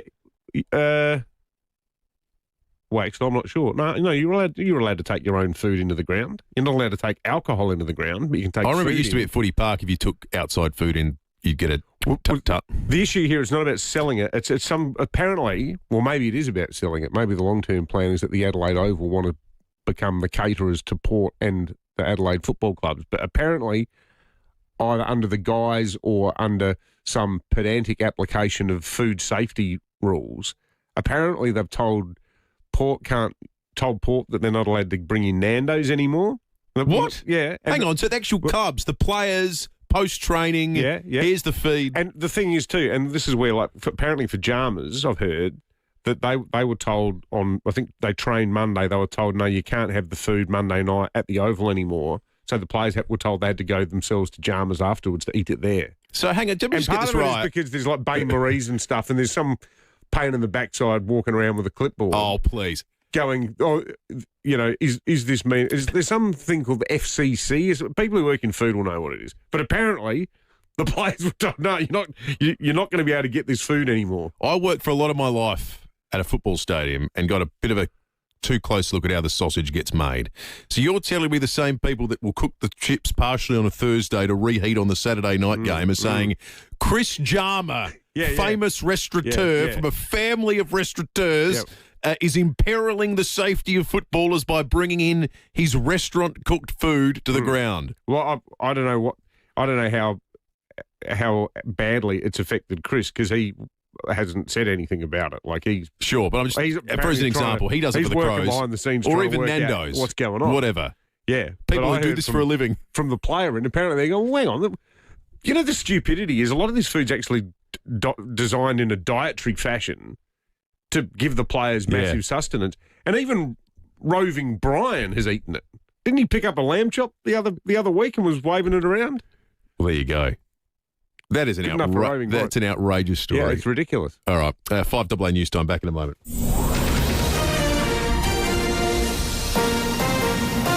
This is 5AA News, always Adelaide. Showers and 15 today with the 7:30 news. Good morning, I'm Mel Usher. Need a crash repairer you can trust? FIVEAA Panel Services delivers expert care to you and your vehicle. A partial public service jobs freeze will be announced in tomorrow's state budget. More from David Bruce. Treasurer Tom Koutsantonis says the year-long freeze won't involve forced redundancies or apply to frontline workers like police, teachers, doctors and nurses, and is aimed at making the public sector lean and fit. The Advertiser reports that Mr Koutsantonis has also indicated state debt will surge beyond $50 billion. Under the partial public sector freeze, agencies will be able to fill only one of every 2 vacancies. Treasury forecasts the move will save about $120 million annually and result in 1,000 fewer full-time equivalents. An arrest for breach of bail in the city has turned into a drug bust. Senior Constable Daniel Isaacson says it happened on North Terrace late last night. When searched, police will allege the 50-year-old man from Blue Athol was in possession of tools used for breaking, a small amount of drugs, drug paraphernalia and a knife. Hillfront Court today. The cause of an early morning commercial fire at Para Hills West is under investigation. Nicole Bradley from the MFS says they were called to a large shed on Ayfield Road just after 4:30. A total of 35 firefighters attended the scene from 7 appliances, including a specialist vehicle with an elevated platform to attack the fire from heights. The opposition says Australia must pursue AUKUS while rebuilding our domestic manufacturing industry. The US will now only supply our country with second-hand submarines after changing a deal to provide new and used boats. Some Labor MPs, Teal independents and unions argue this warrants a rethink of the plan. Nationals leader Matt Canavan argues we should commit to the alliance while boosting our sovereign capability. We've got to rebuild our industrial capacity. I mean, waiting for subs in 10 or 15 years' time is not a defence strategy in and of itself. We need to pursue AUKUS, we need to keep that on track, but under this government we've lost our capacity to make fertiliser. Protests have erupted in the UK over the death of a teenager who was wrongly arrested by police after being stabbed multiple times. More from Nine's Europe correspondent Josh Bavis. 23-year-old Vikram Digwa was this week sentenced to a minimum 21 years behind bars over the murder of 18-year-old student Henry Novak on a Southampton street late last year. Digwa stabbed the teen 5 times with a ceremonial knife after the pair brushed past each other on December 3.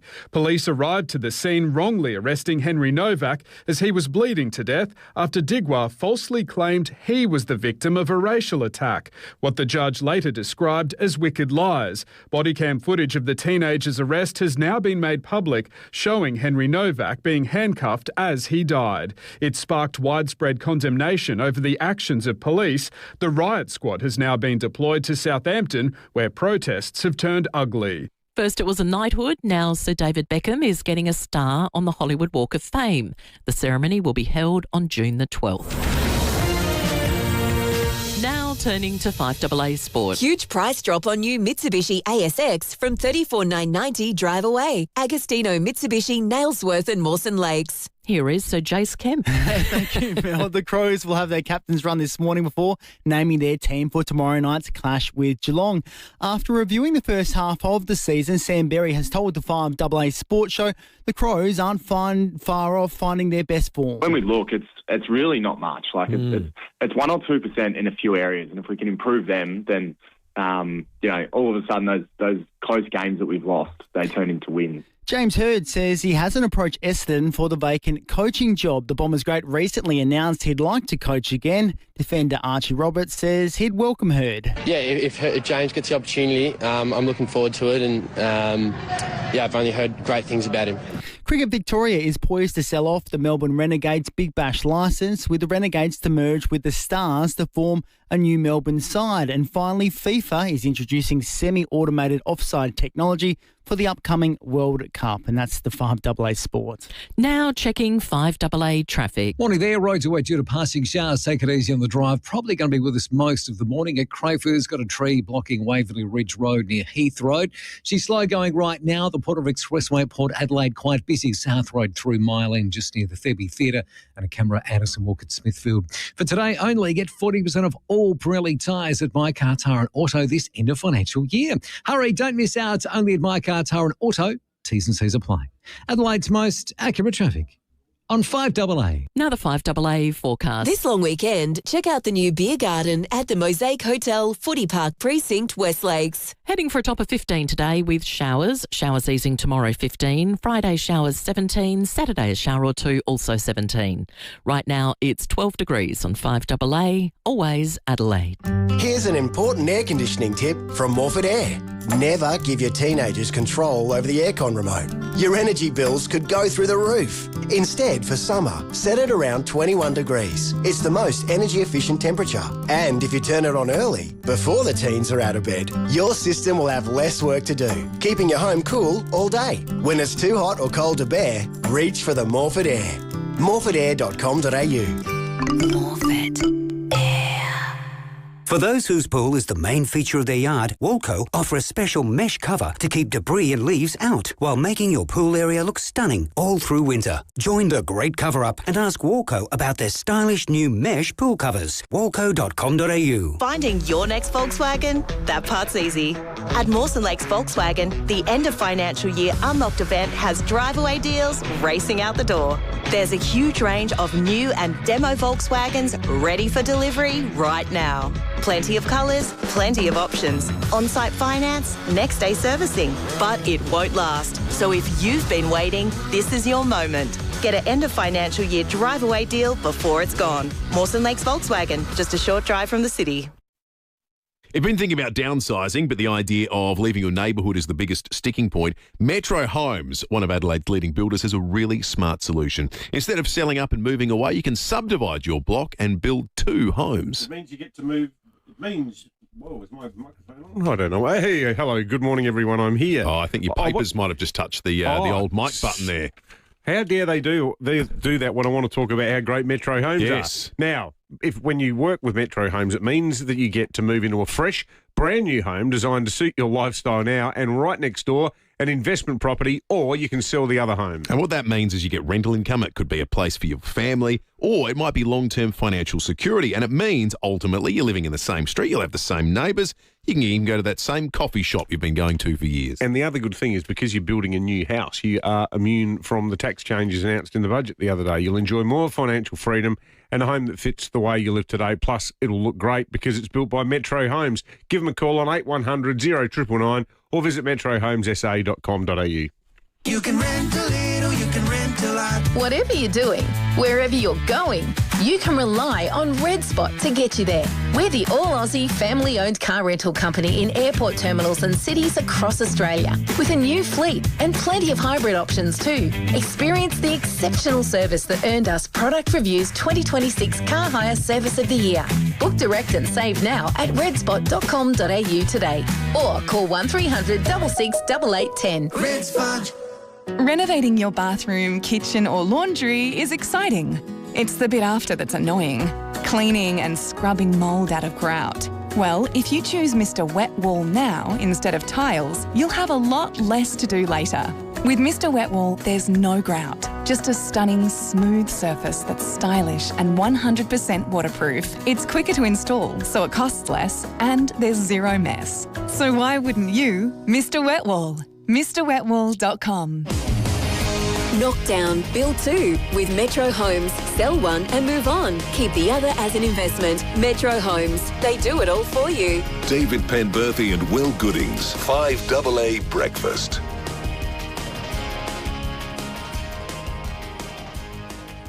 90 minutes to 8, big half hour ahead. Sean Fewster will join us in just a moment. We'll go round the courts. Then before 8 o'clock, David Koch on the program. Fascinating his thoughts on the Fair Work Commission's decision to raise the minimum wage. It will be for the first time in Australia above $50,000 a year. It is a 4.75% raise for the majority of instances, which sounds great. No one begrudges people on low incomes from getting a pay boost. Yet, inflation is forecast to hit 5%. There goes your pay increase. Disappears instantly. Businesses warning, what is this going to mean for interest rates and potential rises as well? We're going to talk about all that with Koshi very, very shortly. I've got to say, though, have you ever heard anyone in the business community ever back a minimum wage increase? No. No. I get the argument, but you can't always say no one deserves a pay rise. In the interests of accuracy, so the business community said they should get a 3.5% wage increase. Okay. The union said 6%. And the Fair Work Commission said, well, we can do this like Canberra. We'll put it right in the middle at 4.75%. But I take your point. They never come out going, you know what, good on the little guy. Yeah. How good. They've been working hard. They've been struggling. They absolutely deserve this. Yet at the same time, though, the people you really worry about are the small businesses who've got like 2 staff who are like so stretched at the moment. Who go, crikey, like, is this even sustainable? Absolutely. Well, we'll talk about all that with Koshi in a moment. It's time to go around the courts with Sean Fewster on 5AA Breakfast. Let's go round the courts first, though. Sean Fewster, Chief Court Reporter at the Tiser, the host of the wonderful Just Lawful podcast and our 5AA Breakfast Wednesday morning regular for over a decade. Sean, good morning to you. A story that even predates your long history with us, that of Peter Liddy, the disgraced magistrate soon to be released back into the community. A lot has transpired on this story in the last week or so, so just bring us up to speed. There is concern about where he's going to live, and you've written extensively about an angle on this that is fascinating this morning, about the wealth that he's going to return to. And good morning. Good morning, Will. Yeah, look, this is one person who's not going to be worrying about minimum wage increases one way or the other, Peter Liddy. Before Liddy went into jail for his very deserved 26-year sentence for horrific abuse of young men, surf lifesavers in the 1980s, for which he was prosecuted for several young men, but there are many other young men out there who weren't able to prosecute him because of the then statute of limitations that existed. Liddy moved around a lot of his money, and we've seen this through the courts. I covered this extensively back at the turn of the century, really, how he was taking money out of his real estate deals and liquidating it, locking it away in his superannuation to make sure that his victims could not actually access it if he was convicted. He was buying property under fake names, some of those fake names being mergers of the names of his victims. He'd take the first name of one victim, the surname of another victim, and use that to buy property under. The courts actually ruled he couldn't do that. They froze all of his assets in order to make sure that there was money for the victims when the time came. By that point, his $1.5 million estate had been whittled down to just $37,000. Now, all that money is not gone. It's just somewhere where no one can find it. And what it means is, according to a subsequent court decision around the 2010s, Liddy is entitled to get back anything that was his the moment that he finishes his prison term. So there's conceivably over $1 million out there somewhere that he knows where it is, that he can have access to as of tomorrow when he's released into home detention, having completed his full 26-year sentence and his non-parole period. And as you can understand, Liddy's victims, who each received only $10,000 through a government compensation scheme, are saying that's no justice at all. It's absolutely ridiculous. Sean, I can remember you doing a lot of stories about the Salt Creek attacker trying to get his hands on his car after the trial. Is there anything in the law that precludes even the worst category of convicted criminal from keeping assets? It all depends on whether the prosecution and the government move to seize those assets at the time and whether they can prove those assets are actually the product of criminal enterprise. You can't necessarily take somebody's stuff because they became a criminal. You have to prove that they used that in the commission of the offence or it was the benefit of their offence. For everything other than sexual offenders, with sexual offenders, it's open slather in terms of trying to get compensation from them. But until just last month, you weren't allowed to touch their superannuation. Their superannuation was an absolute verboten no-go. Andrew Carpenter, who has been on AA many times, and Madeline West, who's an incredible survivor of this sort of abuse, have been campaigning for years to get that loophole changed and closed. That change came into effect on May 15. What I believe is that seeing Liddy was the inspiration for Mr. Carpenter going out there and trying for that legal change, Liddy should now be the first to feel its wrath. There should be some form of action taken right now by the federal government or the state government, knowing that this is a federal power that is available to them, to prevent Liddy cashing in on whatever he's got hidden, wherever he's got it hidden, and force him to actually reveal where it is. The state government tried to prevent Liddy's release, didn't they? They did. They did everything they could, and good on them for really giving it a red-hot go. There's very little you can do when someone has done their entire sentence. What we've got to hope now in terms of Liddy is that the next 6 months while he's in home detention, there's a final ruling on whether or not he is willing to and capable of controlling his sexual instincts. If he is, then he's no risk to the public anymore and he can go about his life the way that everyone who's served their debt to society can. But Liddy's unrepentant. Liddy insists he did nothing wrong. Liddy still blames the victims for everything that happened. The parole board found he is without remorse. So the next 6 months are going to be very interesting because I really don't see how doctors are going to be able to come away with a clean sense of his willingness to control himself when he can't be believed about the offences themselves. He sounds like an arrogant pig.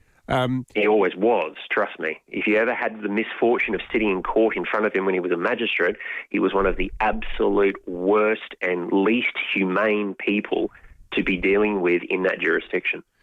And no one knows where this charmer will be living while he's on home detention, I presume? No, we don't at the moment. Nothing has been formally released, and the Department for Correctional Services said yesterday that state law prohibits them from releasing that sort of information.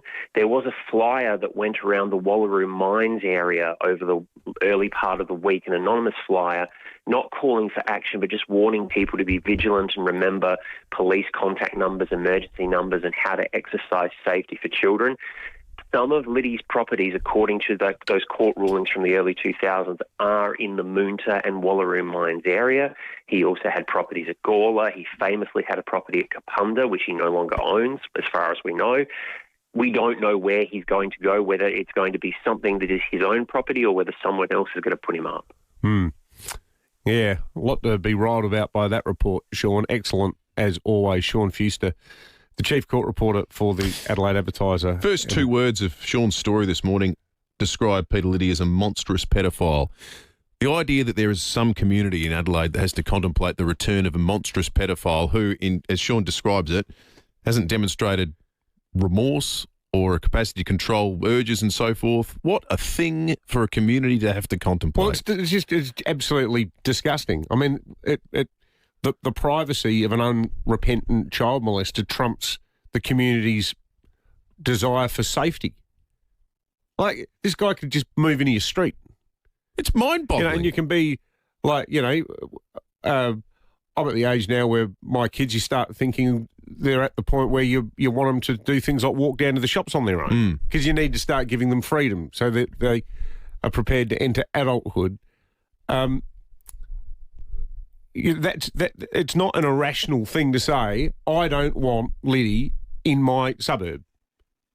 Like, there's nothing remotely irrational about it when the guy is in denial about what he did. He's clearly a legal smartass. He's clearly hidden his money away. He clearly thinks the whole thing that he's the victim here. And by the sounds of it, he's got no desire to control his sick urges. So how is it that his right to privacy trumps everybody else's right to know? Why does the community have to bend over backwards to accommodate him? It's just mind-boggling. It's staggering. It's genuinely effing disgusting is what it is. And this is the one, that one time we got ourselves in a massive legal strife. It's occurred to me over the course of this conversation. Where we revealed an address, not knowing that it was suppressed. I still think that every single fibre in my body, I still think, why don't people know where these bastards are living? Why don't they? Because it comes down to an equation. Normal family with children versus someone with a demonstrated track record of attacking children. Who wins? The pedophile wins. Yeah. That's the way the system works. If there's anything about the system, if any legal do-gooder wants to ring up now, 8223 0055 and explain how that makes any sense, the lines are open. I can't fathom the argument that says society benefits from innocent people having to have children in harm's way. How is the community richer for this decision? What contribution would we miss out on if Peter Liddy wasn't out? Well, you hear the sort of like I've heard it said, well, there's a danger that this person might become institutionalised. Good. It's like, isn't the danger that the person isn't institutionalised if they don't think they should be in the institution because they don't think they did anything wrong? That's why the institution exists. Imagine balancing that concern, the concern of a person becoming institutionalised against the concern of a child being abused and saying, well, institutionalising someone's pretty bad. Yeah, that's bad, is it? Give me strength. Morning there, roads away due to passing showers. Probably going to be with us most of the morning, so take it easy on the drive. Crafers, tree down getting sorted at the moment. It's blocking parts of Wayville Ridge Road near Heath Road. We're slow due to the weather. The Port of Expressway at Port Adelaide and getting quite busy. South Road through Mylene near the Thurby Theatre. Cameras, Horsey Road, Elizabeth East and Coventry Road at Manopara. Barbecues galore. End of financial year sale is on now. Save up to 40% of barbecues and up to 60% off outdoor furniture. Shop Barbecues galore in store or online. Adelaide's most accurate traffic on 5AA. The energy today, the amount of people who got up before dawn, walking 1 mile in the shoes of someone that has nothing. Step up to end homelessness. Walk a mile in My Boots. Register or donate today. Balance forklifts currently in stock, stacked with legendary reliability and productivity and ready to deliver outstanding end of financial year value. For more, visit toyotamaterialhandling.com.au. Get a Toyota forklift Terms and conditions apply. Offer ends June 30. When you order Coles Click and Collect, you can stay cosy for longer this winter because we'll collect all your groceries and bring them to your boot. Shop Coles Click and Collect online or in the app. Min spend $50 excludes rapid click and collect. Direct to boot available in select stores only. T's and C's apply. Now, there are lots of things you should let close to your heart. Love, friendship, family. But there's one thing you should never let close to your heart, and that's fatty plaque. Well, it sounds dangerous, and it is, because fatty plaque leads to heart attacks, stroke, even dementia, 3 of the biggest killers of Australians. Thankfully, the team at SAMRI are developing ways to detect and dissolve fatty plaque before it causes harm. It's game-changing science like so much of SAMRI's work. Their life-saving research is close to clinical trials, but they need your support to help make it happen. So please open your hearts, donate, and help SAMRI give plaque the flick. Visit samri.org.au for details. A smashed or damaged windscreen can happen in a heartbeat, but it does get worse if you don't go to your local Complete Windscreens to get it fixed. You could be waiting weeks, and look, that's not on. Complete Windscreens has windscreens and glass for all makes and models in stock right now with 15 technicians standing by to get you back on the road. You don't need to wait. Tell your insurance company you want Complete Windscreens on the job. CompleteWindscreens.com.au. Look for the big red koala. Hi, Bronte Manuel from Toop and Toop. Toop and Toop has been named Australia's #1 large residential agency of the year at the Real Estate Institute of Australia National Awards. It's a proud moment and a reflection of more than 40 years helping South Australians buy and sell property with trusted advice, strategic expertise and exceptional results. As a family-owned agency, we're incredibly grateful to our clients and community for placing their trust in Toop and Toop since 1985. To learn more, visit toop.com.au. 5AA Breakfast is streaming live right now. To watch, simply head to 5AA on Facebook or YouTube. Knock down, build 2 with Metro Homes. Sell one and move on. Keep the other as an investment. Metro Homes. They do it all for you. David Penberthy and Will Goodings. 5AA Breakfast. And they could never tear us apart. David Kosh on 5AA Breakfast. 4 minutes to 8. Great to have Koshy on this morning. Always great to have Koshy on each and every week. But that we are, as I think, a community hyper-focused on economic matters at the moment because everyone's feeling the squeeze. State and federal budgets. We've got a state budget tomorrow. They're all under stress at the moment. People's home budgets are under stress. And so, Koshy, I wanted to ask you against that backdrop about the Fair Work Commission's decision to raise the minimum wage, the vast majority of which will be 4.75%, 3 million workers, and it means for the first time in Australia the minimum wage is over $50,000. The business community is saying, oh, hang on, this is going to mean interest rate rises, more pressure on inflation.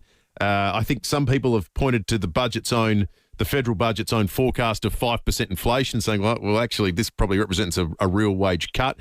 How do you that milieu that's knocking around at the moment? How do you make sense of it? Yeah, look, minimum wage. Yes, it is above the inflation rate. So, of course, logic says it will feed into inflation. Remember, the Reserve Bank has threatened the government in the past this year, saying, hey, if you're too generous, if you give people a lot of money, whether it be changes to fuel excise, whether it be energy rebates, whether it be above inflationary wage increases, we'll just have to take it away again with increased interest rates. And that's a vicious cycle. I have some sympathy for minimum wage going up for our lowest paid workers. A real gain, I think, is, you can't help but not say, feel some compassion, and yes, it's good. The issue is that it's not just the minimum wage, because a lot of enterprise bargaining agreements are based on arguments that come back to the minimum wage. Oh, it was 4.75% or 5% for the minimum wage. That should be the starting point for the argument for enterprise bargaining and wage rises within organisations. And I think the ripple effect is the one that business is wary of in a time when cost of living crisis is your local cafe owner is doing it tough as a result. Yeah, absolutely. Hey, Kosh, you're wearing your footy and tourism hat. Do you reckon? Do you think kids will get into the footy parade idea that the Premier's been pushing to gather around? Look, anyone who's been to the grand final parade in Melbourne, and that's just 2 teams, let alone the entire competition, I reckon it's just part of the staging of the event. It's the evolution of the event to have every team, 10 players and coaches represented. Hopefully will attract people to come earlier, say to the Friday, stay the extra week. So from a state point of view and a tourism point of view, I reckon it's terrific. School holidays. Maybe we need a public holiday. Do we make it a public holiday too, like in Melbourne? Pembo, that's way above my pay grade to talk about that. But will you be on the Port Adelaide float, Koshy? Twirling a baton or something or other. Coaches and players, yes, so I'm not the ringmaster. But look, I think it's probably in the next week or two. I think we should get an announcement on it. So it'll be great to see it stay in Adelaide for quite a while. And every interstate club admits that their state could not do it any better. Totally. Everyone's happy to stay here, which is great. Absolutely. Good stuff, Dave. David Koch, Compare the Market Economic Director and Port Adelaide Football Club President. Breaking at 8, not too far away. Up-to-the-minute news for South Australia.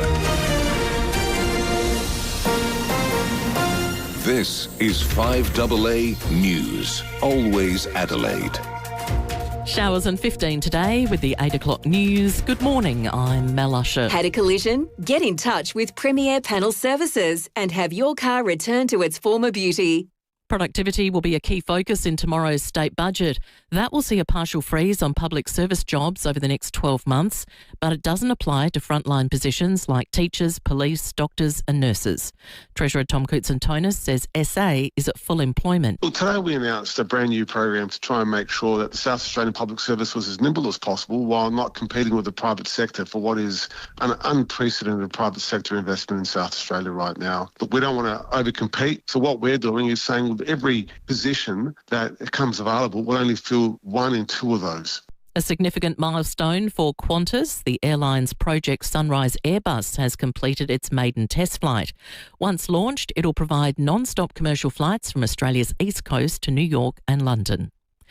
Choice is calling for an investigation into unsafe products being sold online after hundreds of incident reports. An investigation has found a range of potentially banned products are still for sale on sites such as Amazon, AliExpress and Temu. Choice's B. Sherwood says they've made a priority complaint to the Consumer Watchdog. So from this one this year, we thought that the biggest thing that needed the ACCC's attention and investigation was the availability of these potentially unsafe, banned and prohibited products that we have found on online marketplaces. More Australians are heading to performances, art events and festivals despite rising cost of living pressures. Creative Australia finding 74% of people have attended an event in the past year, up from 68% 4 years ago. But the organisation's Rebecca Mostyn says cost does come into play. Once you add things like transport, food and possibly babysitting, these costs can really add up. But they are really absolutely prioritising keeping arts events in their schedule. They really want to go. President Donald Trump has signed an executive order setting up a voluntary scheme for tech firms to share their AI models with government agencies so they can vet them ahead of their release. More from the BBC's Lily Jamali. The executive order is considered a downsized version of a previous one that President Trump had been due to sign in recent weeks. Both versions aim to deal with rising concerns about cybersecurity threats brought on by increasingly sophisticated AI models. An earlier draft of President Trump's executive order called for a voluntary government review lasting up to 90 days, too long for industry allies who reportedly pushed to scuttle it. The AI directive signed on Tuesday calls for less scrutiny. Departments including the Treasury and Defense will now be able to test models with developers for up to 30 days before release. And the Empire State Building has paid tribute to Marilyn Monroe's centennial birthday, the New York landmark glowing red in her honour. turning to 5AA Sport. Huge price drop on new Mitsubishi ASX from $34,990 drive away. Agostino Mitsubishi, Nailsworth and Mawson Lakes. It's over to Jace Kemp. Thank you, Mel. A new gather round deal is looming with a player parade set to be part of the new agreement. Power Chairman David Koch has told 5AA Breakfast he is open to the pageant-like event. The evolution of the event to have every team, 10 players and coaches represented, hopefully will attract people. To cricket, Melbourne's two Big Bash teams are set to be merged as Cricket Victoria chases a cash grab. Eddie Summerfield reports. The Melbourne Stars and Renegades will merge under one banner. The side to play games at the MCG. The nickname of the team yet to be determined. Cricket Victoria will sell the second licence in its entirety, pending Cricket Australia's approval. The team expected to be bought by investors linked to the IPL and renamed. Privatisation has been a contentious issue facing the Big Bash, formally put on hold in April after cricket boards in Queensland and New South Wales rejected the plans. Meanwhile, Australia has defeated Pakistan by 41 runs in their second one-day. Half centuries from Josh Inglis and Cameron Green helped the Aussies set a target of 231. Pakistan's top order then collapsed to 6 for 78 with Nathan Ellis starring with 4 wickets. And finally, international teams have started arriving in America for the upcoming FIFA World Cup. And that's the 5AA Sport. Now checking 5AA traffic. Morning there. Got showers rolling through. Probably going to be with us most of the morning, so take it easy on wet roads on the drive-in today. Busy in a few spots due to that weather. The Porter Expressway, Port Adelaide sluggish. Brighton Road, Glenorchy starting to build. And she is slow at the intersection of South Road and Anzac Highway, heading towards the city and towards Mile End. Camera Adams Road, Craigmore and Anderson Walk at Smithfield Plains. Harris Garth mid-season sale is on now. Save 40% off full-price Maxwell and Williams cast iron cookware. See conditions online. Harris Garth, great brands, great prices. Adelaide's most accurate traffic on 5AA. Now the 5AA forecast. This long weekend, check out the new beer garden at the Mosaic Hotel, Footy Park Precinct, West Lakes. Showers on the way today, 15. Showers easing tomorrow, 15. Friday, showers 17. Saturday, a shower or two, 17. Right now, it's 12 degrees on 5AA, always Adelaide. A test drive should test the car, not your patience. In the city, it's traffic lights, roundabouts and stop-start driving. So take your foot off the brake and open it up a little. Come to Barossa Auto Group and test drive all the big brands. Ford, Volkswagen, Honda and Kia. Available to test drive through the stunning Barossa. We'll even buy you lunch to make a day of it. T's and C's apply. Barossa Auto Group. Tanunda and Nooriutpa. Book a test drive today. Hi, Daniel Tarley here, General Manager of Home. That's H-A-U-M-E. Sometimes renovating an older home built before the 90s is just not worth the hassle, time or the cost. Instead, we buy your home as it is and give you as much time as you need to find your new dream home. We don't charge fees, there's no advertising costs or commissions. We just make the process of selling your home easy. Look out for a letter from us in your mailbox or visit home.com.au. That's haume.com.au. Introducing the Caliente by Beechwood Homes.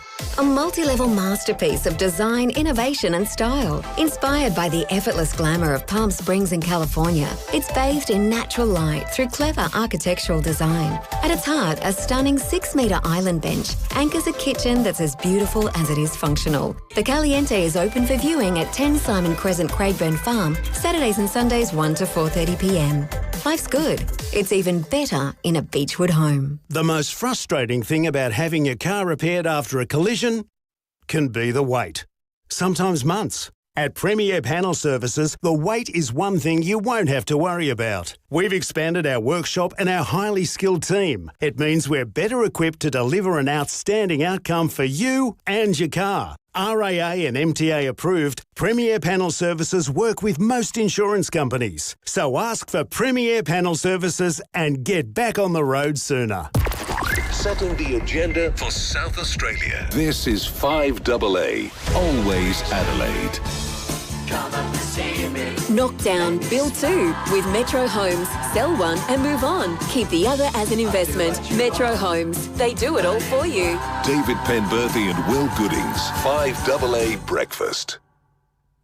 There's nothing left, all gone and run away. 8 after 8, a little bit of light outside. It is revealed that it is particularly cloudy. That is of no surprise. It's cold. It is cold. Only a top of 15 today, as you've been hearing over the course of the morning today and tomorrow, which is starting to get us to those forecast maximums that make it feel like it's genuinely winter. If it doesn't have the wind, it's entirely livable, I think. But the wind yesterday was quite extraordinary. Hey, can I just say, we can't read them all out for two reasons. First, there's too many of them. Two, the other half of them are completely contemptuous, but it's a level of contempt with which I wholeheartedly agree because the system is a joke. If there's any political will to look at the utterly unacceptable arrangements involving Liddy being allowed to swan his way back into the community, albeit with some restrictions. But the idea is he's being trained to be a citizen again, which is a very generous offer to him, given that he is an unrepentant creep. The public's disgusted by it. Not one text in support. People are mystified. So if there is any political will and importantly capacity, because we get that sometimes we can howl from the rooftops for things to happen, but the way the system works, the Parliament can't necessarily do anything. Well, if all avenues remain unexhausted, our message to the Malinowskis government is exhaust them. Yeah, indeed. FIVEAA World Cup of South Australia coming up very shortly. We'll talk about the recommendations made to the state government on ambulance ramping after 8:30 today. We might do a bit of a check-in weather-wise on what's going on. It's here to stay. Yeah, that's right. Look, plan for the worst. Ramping's everywhere. Yeah. Is that what it said on the cornflakes? We will entrench ramping. Yeah. Yeah, we will manage ramping to the best of our ability, the way all the other states do too. We will accept the recommendations on ramping, is what it said, I think. Yeah, that's right. Yeah. Breaking at 8, Tom. Well, one more sleep until the state budget. I'll be there tomorrow along with Matt Abraham and a cast of thousands. One person who will be there is Paul Starrick, who has done a very interesting piece in today's Tiser where he's spoken to the Treasurer, Tom Koutsantonis, who it sounds like he's raised the white flag when it comes to getting debt down. The quote in Paul's article is debt will go up. We're currently heading towards $48 billion within 4 years, and we'll find out tomorrow how much higher that figure will be. Ashton Hearn is the leader of the opposition, and to get her thoughts for breaking at 8 today, because obviously it's going to be all about the government tomorrow, but we want to make sure that the opposition gets to say too. We've got Ashton in the studio. Leader, good morning. Good morning. Thanks for joining us. Do you want to go closest to the pin? What do you reckon the debt figures are going to be in 4 years' time now?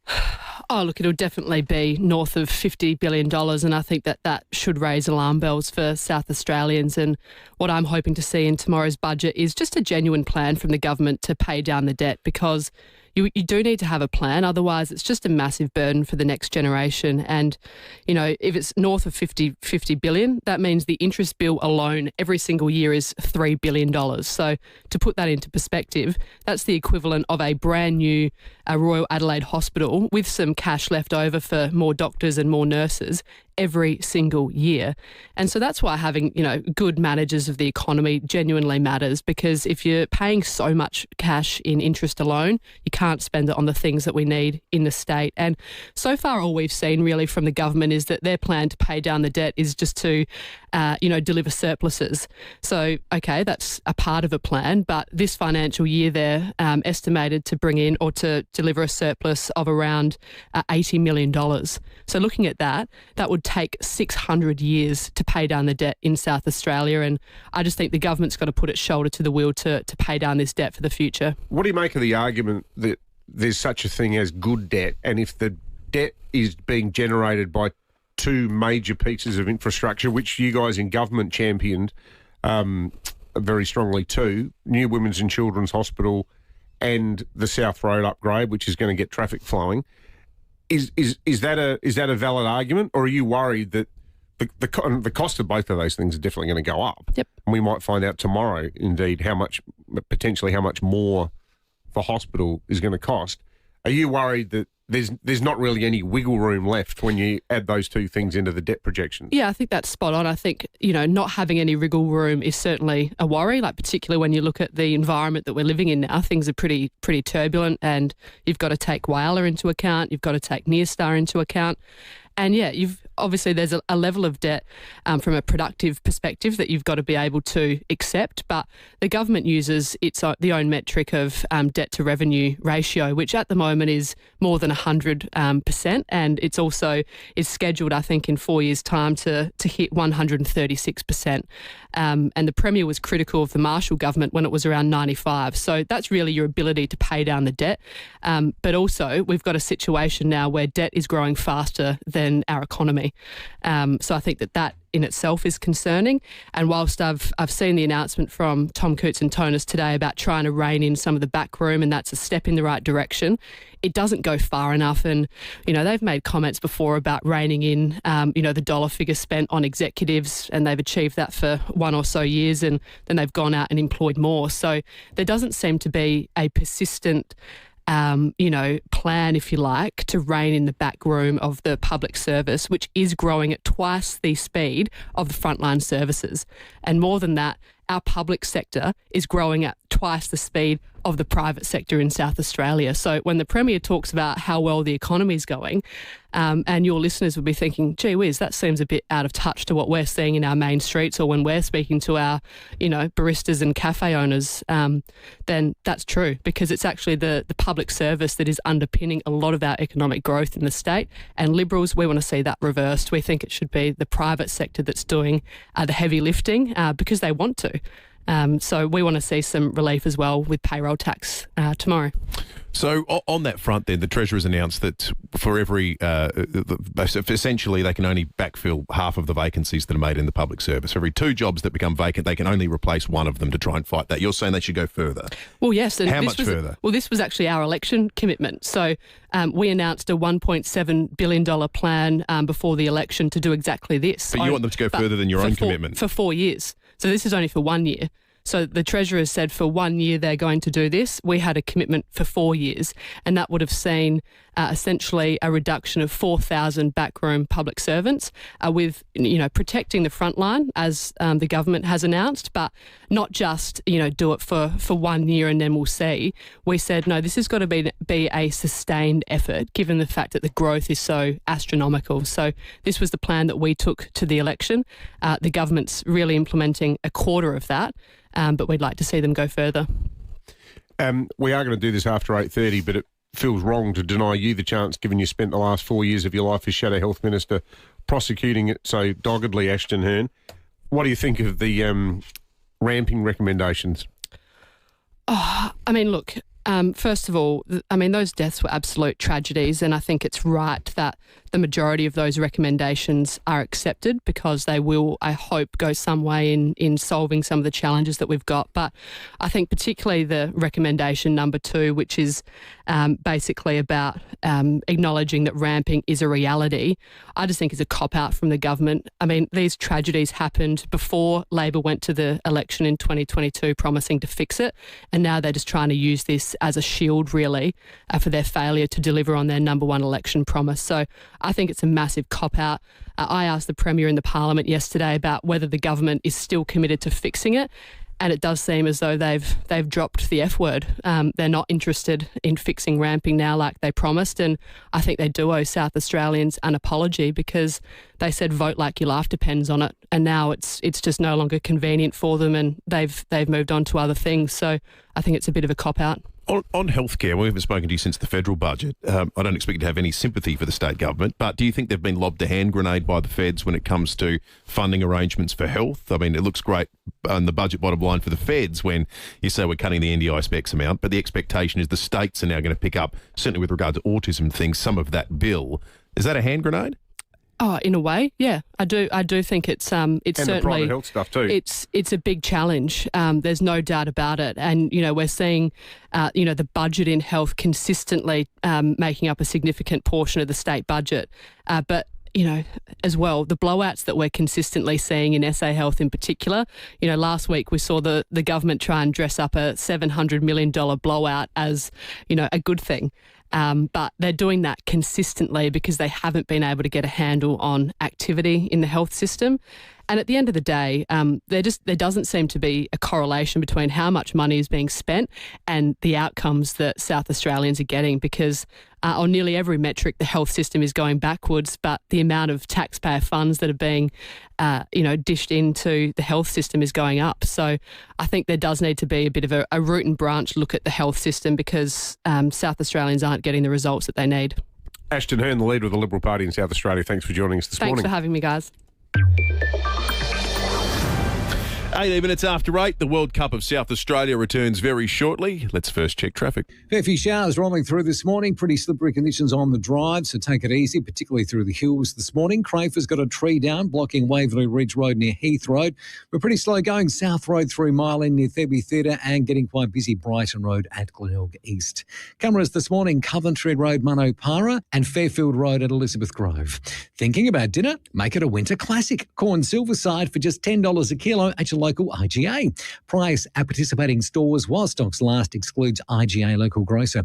Adelaide's most accurate traffic on 5AA. The energy today, the amount of people who got up before dawn, walking 1 mile in the shoes of someone that has nothing. Step up to end homelessness. Walk a mile in My Boots. Register or donate today. Go straight in. That would have been such a surreal moment for him. So congrats to Hugo. Adelaide's only local sports show. Given the trust of the team and the coaches, it's awesome. The 5AA Sports Show. Weekday afternoons from 4 on 5AA. Always Adelaide. Stuff it, Barry. We're going to Liechtenstein. With first month storage for just $1 at Storage King, Bev and Barry can finally go travel. Hold on tight, Barry! Stuff it. Live more. Visit Storage King today. Conditions apply. Hi, I'm Lynn Andrews. For over 50 years, the Lynn Andrews team have made it easy for landlords to manage residential and commercial property. From single homes to multiple commercial holdings, our passion for property investment means we have a great deal of knowledge. How to do it safely and properly, matching the right tenant with the right property every time. We're here to help you. Visit lynnandrews.com.au. You had a dream. Life happened. You parked it. Well, the dream is back. The Honda Prelude returns. Reimagined for right now. For everyone who never stopped dreaming. See the icon for yourself at Formula Honda Glen Osmond or Modbury. The Prelude is reborn with hybrid efficiency, intuitive tech and instant torque. Welcome back, Prelude. Visit Formula Honda at Glen Osmond Road, Glen Osmond or North East Road, Modbury and book a test drive today. Now, it seems like everything keeps going up, but smart shoppers are discovering they can still eat like kings and save money at Samtas Seafoods Richmond. Samtas is helping families put healthy seafood meals on the table with the famous 4 kilos for just $60 mix and match deal. Choose from more than 20 varieties, including flathead, fillets, Atlantic salmon, cutlets and portions, salt and pepper squid, garlic and herb marinated fish fillets, crumbed Australian whiting, barramundi spring rolls, white bait and much more. And what about this? This week's winter favourites, new season South Australian king prawns, just $17.99 a kilo pack. Plus, and this is just for you folks, the discerning 5AA listeners, premium Queensland barramundi fillet portions in 1 kilo packs, just $21.99 a kilo. That's incredible value. And here's another beauty, freshly made Atlantic salmon or king prawn shazliks prepared from fresh fillets, just $39.99 a kilo for 5AA listeners. All you need to do is ask for the 5AA special when you're in store. We'll see you there. Samtas Seafoods Richmond at 201 Richmond Road. Plenty of parking, open 7 days, and parking there is also free. If you need to fix your pipes, call Precise. Call Precise. If your toilet's blocking up, call Precise. Call Precise. If your lights aren't turning on or your hot water is gone, or a plumber or an electrician, call Precise. Precise. Precise Plumbing and Electrical. Call 1300 700 200. That's 1300 700 200. For fixed price services, call Precise. For a plumber or an electrician, call Precise. Call Precise. Rosanna Mangiarelli here from 7 News. Join me and Will Goodings for Adelaide's leading news hour, 7 News, tonight at 6 o'clock. Knock down, build two with Metro Homes. Sell one and move on. Keep the other as an investment. Metro Homes. They do it all for you. David Penberthy and Will Goodings. 5AA Breakfast. 22 minutes after 8, we have been in touch with the Attorney General's office, who's been listening in this program. Yeah. Kai Ma will join us before 9 o'clock to talk about the release of disgraced magistrate Peter Liddy. I got a text from the AG saying we are pulling every single lever available, and we are going to get the AG on. So stick around. We'll have him before 9 o'clock. All right. I think it's World Cup of South Australia time, isn't it? Do it. All right. 5AA's World Cup of SA. 3 calls is all it takes to see your favourite make it through to the next round. Now, which stage of the bracket are we at today? Do we know? Which category? We are food and drink, aren't we? Food and drink. Oh, so this is the final food and drink contestant. Should we switch? Let's switch. No, I don't want to switch. Okay. I don't want to switch. I just know what's coming because I just had a quick look at the bracket. Food and drink, 8223 0000. Do you want to go first or do you want me to go first? Well, now that you've said switch, I feel like I should switch. But the thing is, I feel really emotionally attached to mine. Oh, okay, do it. Is that all right? Okay. I might have misread it. All right. Because I didn't think you would be. Iced coffee. Oh, let's hear it. I've got iced coffee. Oh, okay. I want to address something that I think has been a point of confusion in South Australia for a long time. Farmers Union iced coffee. Farmers Union iced coffee is something that, historically we've been so patriotic about. Well, it's not even owned by a South Australian company. So if you're going to drink iced coffee, I think we need to kick FIVEAA milk into the equation here because it's based in Maiponga. All local cows, local people, a lot of ex-Crows players. Kim Costa, part of the team down there. But let's take brands out of it. And I'm out there on the record as a FIVEAA milkman. I used to love getting it every Saturday morning down at the Wollonga markets. The kids go crazy for it too. But as an item, we have the most extraordinary capacity as a state to consume flavoured milk. Look at Henry Young. He's credited iced coffee with the thing that's kept him going at the grand old age of 102. He drinks 9 litres of the stuff a week. That alone speaks for itself. But let's ditch the confused brand loyalty and spread our tastes around and share the love and get into the FIVEAA milk version of it. So iced coffee up against, and this is the beverages component of the bracket this morning, Penfolds Grange. Iced coffee v Penfolds Grange. I think the case for Penfolds Grange is simple. If you were asked to ask any South Australian about the industry about which they are most proud, or if anyone around the world says, what do you guys do in South Australia? People say wine. And if anyone asks you to name the best wine you can think of, 90% of South Australians would say Penfolds Grange. Yeah. It's a simple case. It's the best of what we do best. It deserves to continue on in the bracket for the World Cup of South Australia. But the vote is over to you, folks. 8223 0000. Is it iced coffee or Penfolds Grange that makes it through to the next round? 8223 0000. This is good because these are both things about which South Australians are proud. Yeah, totally. One of them is for a special occasion. One of them's for every day. And we'll ultimately see what the voters want to see make it through to this. This is the last first round. Rawson's retreat is for every day. This is the last food and drink first round matchup. After this, all the food and drinks through to the quarterfinal or the round of 16, however it works out. Let's go to Tom in Clarence Park. Tom, is it Penfolds Grange or iced coffee through to the next round? It's Penfold Grange, boys. Thank you, Tom. Jim, good morning. Good morning. It would be FIVEAA iced coffee. Iced coffee, Jim. Thank you. Karen in FIVEAA. South Plimpton, what are you voting for? Yeah, it's definitely got to be iced coffee. I've never drunk Penfolds Grange in my life, and I'm sure I never will. So iced coffee all the way. Good on you, Karen. So it's for two iced iced coffee, one for Penfolds Grange. Amber in North Haven, what are you voting for? Oh, I'm going for the Penfolds Grange. I love my alcohol, but I do the iced coffee comes second, but only with a couple shots of vodka in it for a morning. Amber, we Amber, like your style. You're my kind of gal. So it's 2-2, and the deciding vote will come to us from South Plimpton. Sue, good morning. What will progress, iced coffee or Penfolds Grange? Iced coffee, because most of us will never get to taste Penfold Grange. It's the people's beverage, iced coffee. What's that famous statistic? And I assume it's true. It gets repeated so often that it's the only place on planet Earth where Coke is not the most sold beverage. It is iced coffee in South Australia. Sue, hard to argue. Iced coffee makes it through to the next round of the World Cup of South Australia. I reckon a pasty with sauce and a small iced coffee is just the perfect lunch. Like, if you think about the great pasties of Adelaide, you know, Orange Spot down at Glenelg or Yankalilla, it's hard to think of a bad pasty, really. Don't like a pasty with peas in it. I'm a purist. Swede, potato, onion, lamb. That's the traditional Cornish recipe, but the pea upsets me. I thought some Cornish pasties have peas in them. Some of the homemade bakery ones. The original recipe is pretty pared back. Got to have Swede, but Grange. The thing, man, I've tasted Grange a couple of times, and like,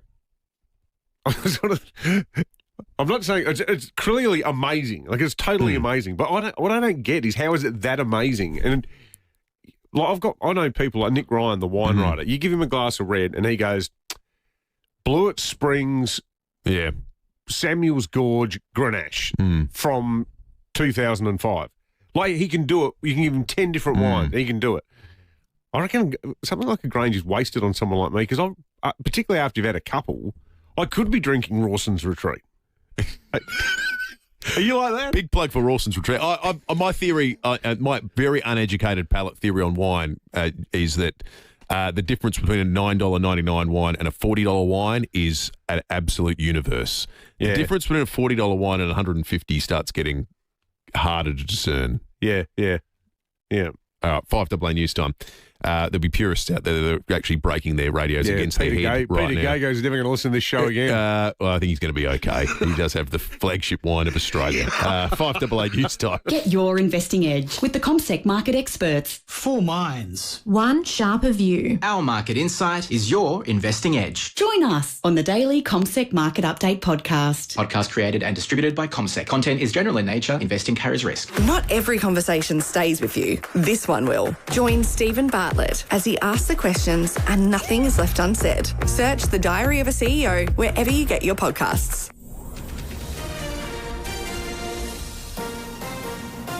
This is 5AA News. Always Adelaide. Showers and 15 today with the 8:30 news. Good morning, I'm Mel Usher. Need a crash repairer you can trust? FIVEAA Panel Services delivers expert care to you and your vehicle. A partial freeze on public service jobs will be part of tomorrow's state budget.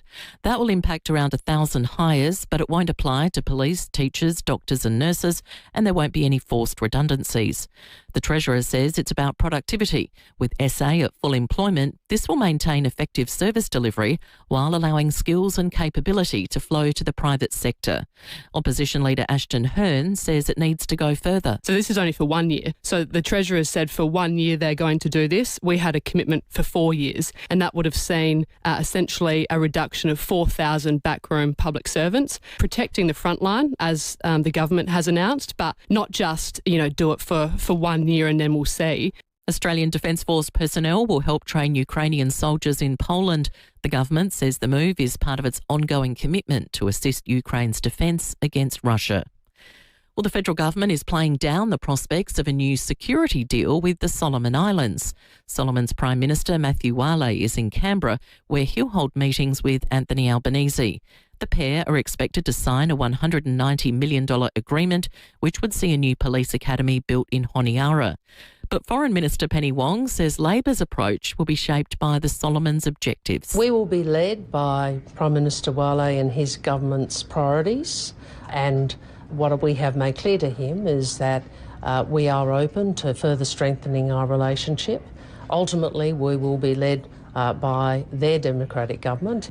There's been a commercial fire at Para Hills West. Nicole Bradley from the MFS says they were called to Ayfield Road just after 4:30 this morning. On arrival, firefighters found flames coming through the roof of a large multi-occupancy shed. The fire was brought under control and fully extinguished within approximately 1 hour. The cause and damage bill is yet to be determined.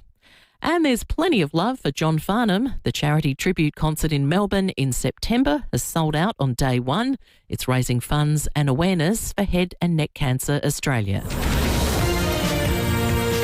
Now turning to 5AA Sport. Huge price drop on new Mitsubishi ASX from $34,990 drive away. Agostino, Mitsubishi, Nailsworth and Mawson Lakes. It's over to Jace Kemp. Thank you, Mel. Adelaide will have its captain's run ahead of its clash with Geelong tomorrow night. Mid-season draftee Hugo Hall-Kahan will make his debut for the club. Sam Berry has told the 5AA Sport Show he thinks Hugo will bring plenty of excitement to the Crows. It's just his dash off half-back, his speed, really neat user of the ball. Just provides that, as I said, that speed and energises the game and plays with no fear off there. The Socceroos are continuing their preparations for the upcoming FIFA World Cup. They'll play their final warm-up game against Switzerland this weekend. Former Socceroo Mark Bosnich has told Sports Today he expects to see a full-strength 11 against the Swiss in San Diego. You take as much as you possibly can out of it in terms of what are those combinations like. Is everyone fit? Does he look sharp? How was that when they changed their system? And finally, the Melbourne Stars and the Melbourne Renegades are set to merge in the Big Bash League. The new team will be called Melbourne and play their games at the MCG. IPL investors have been linked to buy the remaining licence. And that's the 5AA Sport. Now checking 5AA traffic. Morning there. Heavy showers rolling through this morning, particularly through the city, Norwood, Hectorville and up through Ross Trevor. Take it easy on the drive. Crafers, Tree Down blocking Waverley Ridge Road near Heath Road. We're quite busy at the moment. Glen Osmond Road at the Fullerton Road intersection and pretty sluggish right now. Brighton Road, Glenelg East, just near Jetty Road. Camera, Coventry Road, Manupara. Get an ingenious deal on the MGHS plug-in super hybrid SUV now with $6,000 cash back. T's and C's apply. See your MG dealer today. Adelaide's most accurate traffic on 5AA. Now the 5AA forecast. This long weekend, check out the new beer garden at the Mosaic Hotel, Footy Park Precinct, West Lakes. We're heading for a top of 15 today and showers. Showers easing tomorrow, 15. Friday showers up to 17. Saturday a shower or two, 17 as well. Right now it's 11 degrees on 5AA, always Adelaide. Is your outdoor area living up to its potential? If not, speak to Luba House and transform your outdoor area with an opening and closing roof that's ready for next summer. An SA family-owned business, Luba House do everything. Planning, design, council approvals, local manufacturing and installation, so you'll have peace of mind it's done right. Don't wait any longer. Find out more with a free design, measure and quote. Bring your outdoor area to life with Luba House. luvahouse.com.au. There are many reasons why Steinborner Automotive is well worth a trip, with over 400 cars in stock across 10 yards in Gawler, Barossa and Clare, including Steinborner Commercial Yard in Gawler, SA's biggest yard dedicated to certified low-kilometre used cars, utes, vans, 4x4s and, of course, the new Jack Ute. Along with outstanding service from our award-winning staff, you know it's well worth the trip to Steinborner Commercial Yard and Gawler Jack. View our whole range at steinborner.com.au.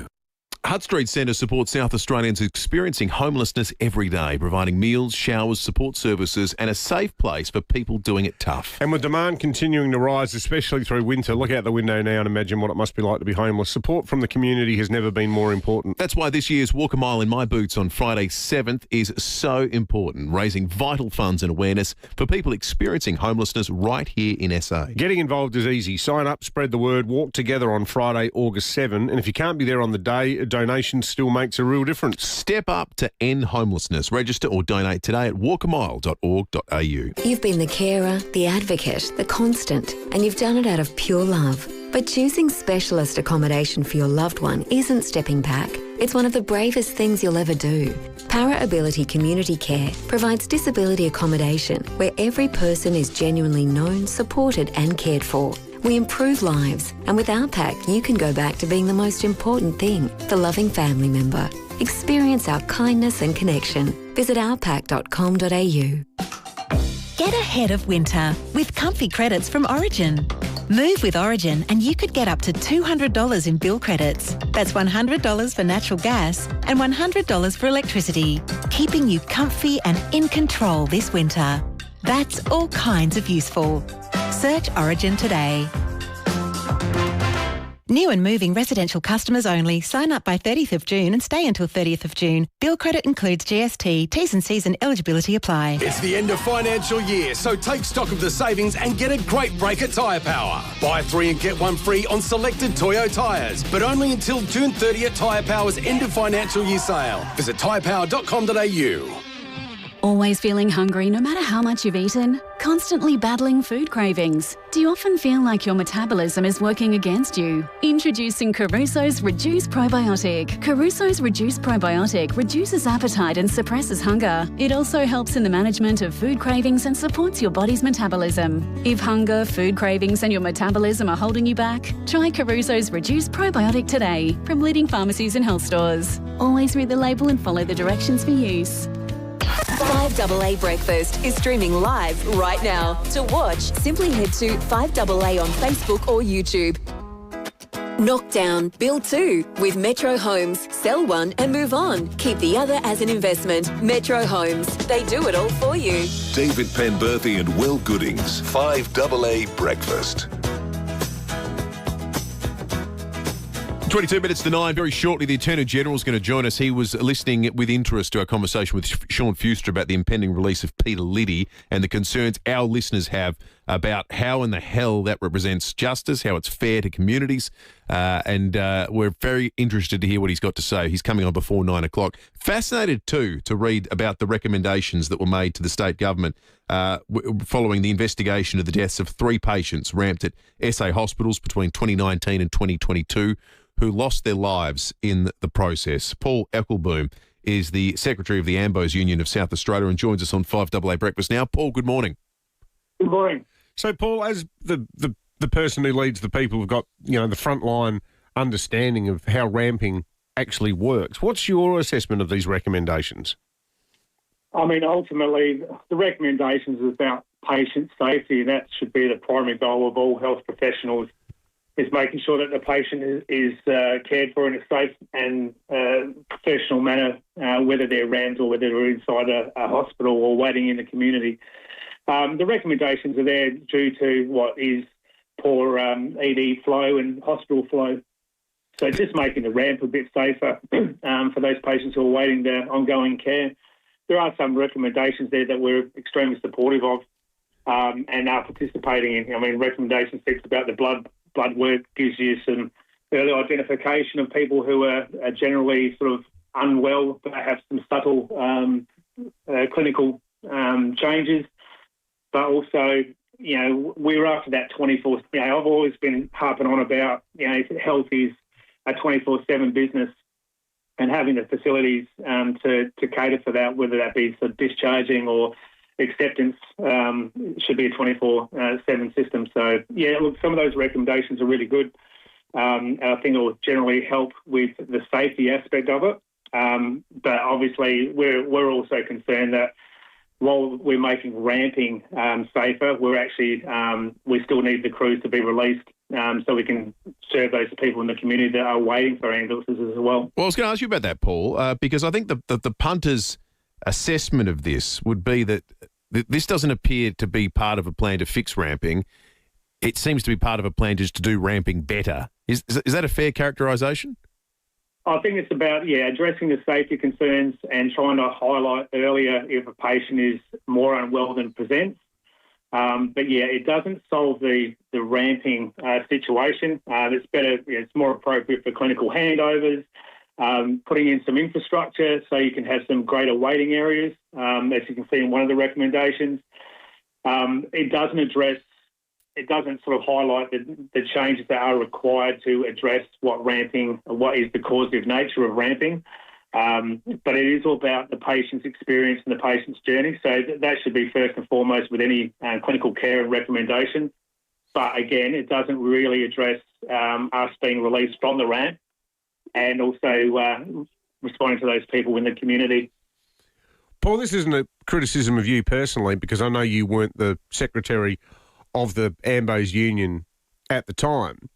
But how does your union go from, high rotation advertising saying vote like your life depends on it and writing chalked messages over vehicles about the Liberals' failure to get ramping down to being much more sort of managerial and let's sort of collaborate on this now at a time when ramping is way worse than it was when the Liberals were in power?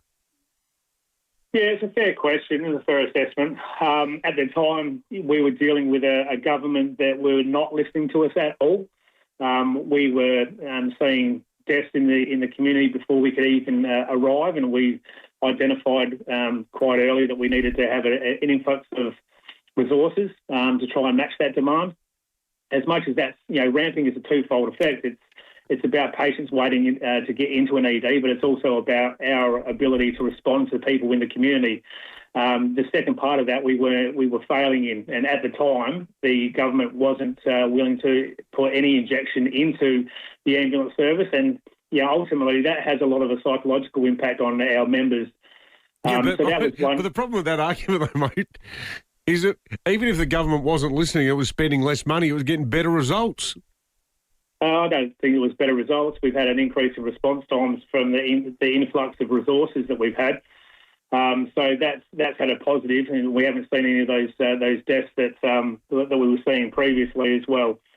So this government actually does listen to us. So we are actually trying to make ways that we can increase the scope of practice, so we can better identify patients in the community that can go to alternative pathways, by increasing point-of-care blood testing, so that increases the professionalism of the service. They're listening to us. We advocated for a chief paramedic officer. They've listened to us on that as well. So when a government is listening to you for the changes that we believe that is required to increase the profession, but also increase our ability to respond to the patients in the community, that's always a benefit that we weren't seeing, 3-4 years ago.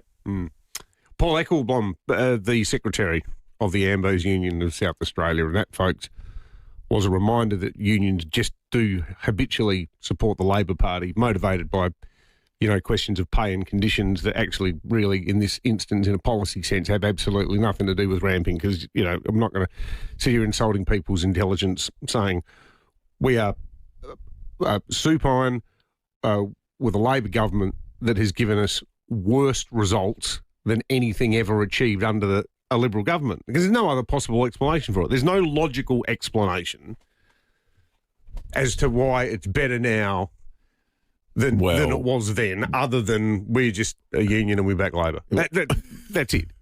Well, the argument is ambulance response times, which is what, in the first part of the term, the government tried to say they were always committed to, and they've quickly abandoned because it didn't fly. Seriously.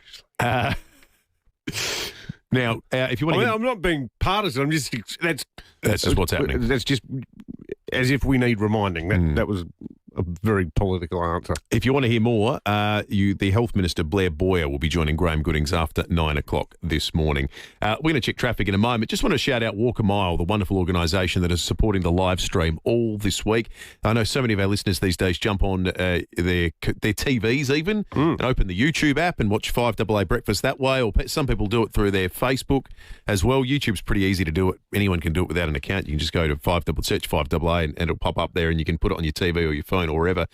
Big thanks to Walk a Mile for supporting the live stream this week. We should all support that wonderful organisation. Step up to end homelessness. Walk a mile in my boots. Register or donate today. walkamile.org.au. 14 to 9, time to check traffic. Roads are wet due to passing showers. Pretty heavy through Stepney, Hectorville and Athelston at the moment. Take it easy on the drive. Crafers, a tree down blocking Waveville Ridge Road near Heath Road. Slow going right now, Fullerton Road at the Glen Osmond Road intersection, and quite busy Marion Road at the Anzac Highway area. Camera, Coventry Road, Manopara. The Lounge Lovers end of financial year sale is on now. Enjoy 20 to 50% off store-wide for a limited time. Visit a Lounge Lovers showroom or shop online. Terms apply. Adelaide's most accurate traffic on 5AA. The energy today, the amount of people who got up before dawn, walking 1 mile in the shoes of someone that has nothing. Step up to end homelessness. Walk a mile in my boots. Register or donate today. Sheds, garages and outdoor storage designed for Australian lifestyles. Visit one of Olympic Industries' inspiration centres today and bring your space to life. Start something with the Olympic Industries sale. On now. It's stocktake time and end of financial year savings are heating up. Save now on wood heaters from $999 and gas log fires from only $2,999. Visit today and get winter ready for less. Only at Illusion Gas Log Fires and Ultimate Wood Heaters. Now, in this cost of living mess, you know what really gets people fired up? Paying a tradie a call-out fee before they've even lifted a finger. You're already under financial pressure, and before anyone even looks at the problem, bang, $150 just to show up. Well, that's why we like Precise. We do. Precise don't charge call-out fees, none. They respect people's budgets. They come out, assess the job, give you the price up front, and only then do you decide if you want to go ahead. No surprises, no bill shock, no mystery hours added later. That's why Adelaide trusts Precise for plumbing, electrical, hot water and AC. So if something needs fixing but you've been holding off because you're worried about what it might cost, don't stress. Book a free call-out with Precise and at least know where you stand. Respectful service, upfront pricing, no call-out fees. That's Precise. Call Precise on 1300 700 200 or visit preciseservices.com.au. You can rent a little, you can rent a lot. You can rely on Red Spot to keep Aussie airport rentals fair. We're the only car rental company who have kept our prices low during the fuel crisis. And we're the only Aussie-owned and operated choice in major airport terminals all over the country. Experience the local service that saw us named Product Review's 2026 Car Hire Service of the Year. For a deal you can rely on, book your next rental direct at redspot.com.au today or call 1300 66 8810. Red Spot. Your old hot water system can drive as much as 40% of your energy bill. Fortunately, you can upgrade to something that's 70% cheaper to run thanks to Right Price. They're the leaders in heat pumps and installation. Now's the time to upgrade and save money on a more efficient hot water system and take advantage of government incentives and free installation. Reduce your energy costs today with a heat pump from Right Price. Make the switch with Right Price Hot Water. At Right Price, heating and cooling, you can get the price right at Right Price. Knock down, build two with Metro Homes. Sell one and move on. Keep the other as an investment. Metro Homes. They do it all for you. David Penberthy and Will Goodings, 5AA Breakfast. 11 to 9, we received a mountain of feedback to a conversation with Sean Fuster we had after 7:30 today in Around the Courts about the imminent release of disgraced magistrate, the unrepentant pedophile, Peter Liddy, who is going to be released somewhere into South Australia. But, of course, the law prevents anyone from knowing where. It's led to this perverse situation where you have people who live in areas where he's known to own property, like on the York Peninsula, who have letter drops going at the moment. Not sure who's doing them. People saying they're concerned citizens, saying, quote, "You might be aware of public reporting regarding the release of convicted child sex offender and former magistrate Peter Liddy under strict supervision and monitoring conditions. This notice is not intended to cause alarm or identify any location. It is simply a reminder for all residents to remain vigilant and to continue practising general child safety awareness." Well, our listeners and we cannot believe we live in a society where it's incumbent upon people who have never committed a crime to keep their children safe because of the imminent release of people who have no insight into the grotesque offending that they are responsible for. The Attorney-General is Kai Ma and joins us now. Kai, good morning to you. Good morning. And I might say from the outset, I agree with everything you've just said about this man, Peter Liddy. He is a vile monster. This sort of offending is the worst sort that I can think of. Yeah, these sorts of crime against children are especially heinous. But when you consider that absolute lack of remorse, no insight, the fact he was a magistrate, supposed to be enforcing justice, and things like a Surf Lifesaving Club that he was a part of, where you're supposed to be able to have trust. If it was up to me, and I think every one of your listeners would agree, he shouldn't see the light of day. But he was sentenced to one of the longest sentences we've ever seen for this sort of crime, 25 years. And we have made a number of applications in a number of areas to firstly try and keep him in jail, and then secondly, to make sure if he's out of jail that there are the strictest possible conditions for community safety. So just to clarify where things currently stand, Kai Ma, as AG, what's your take of where is he now and what's the next step?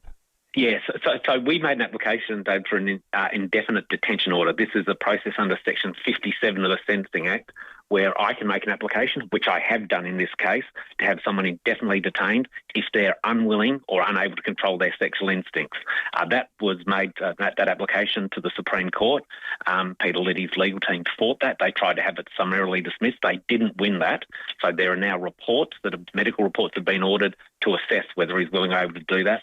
We've also filed an application under the high-risk offenders regime for an extended supervision order, so that if that first option, the first thing we're trying to keep him indefinitely detained, fails, there will be things like electronic monitoring, curfews, banning the use of the internet, banning contact with children. So we are using every single legal lever we can in this case. So, Kaimar, the first part of what you just said, so that means there's still a chance that the medical experts may come back, psychiatrist reports and so forth, and it might actually create such a compelling argument that this guy has no insight, as Will said, and is making no effort to control his sick vices. It could still prevent him from being released into the community. That's the application we've made. There are something like a dozen people that are in our jails indefinitely detained under this provision. So, there are expert medical reports ordered. If the reports come back and can convince the judge of the Supreme Court that the person's unwilling or unable to control their sexual instincts, then they don't get out until they can prove to medical experts that they are willing. So that's what we've done at first instance. That application's been made. As I said, Peter Liddy's legal team fought that, tried to have it thrown out before the reports were ordered. They didn't succeed in doing that. So the reports have been ordered. I can't remember the date this month that his sentence expires, so he will be released under very, very strict conditions while these applications are being heard by the court. And if we're successful, he will be back in jail for the rest of his life or until he can prove he's no longer a danger. In the event that he is released, Attorney General, would you contemplate using parliamentary privilege to reveal where he's been released? I don't think that'd be a responsible thing to do. What we did pass, though, why not?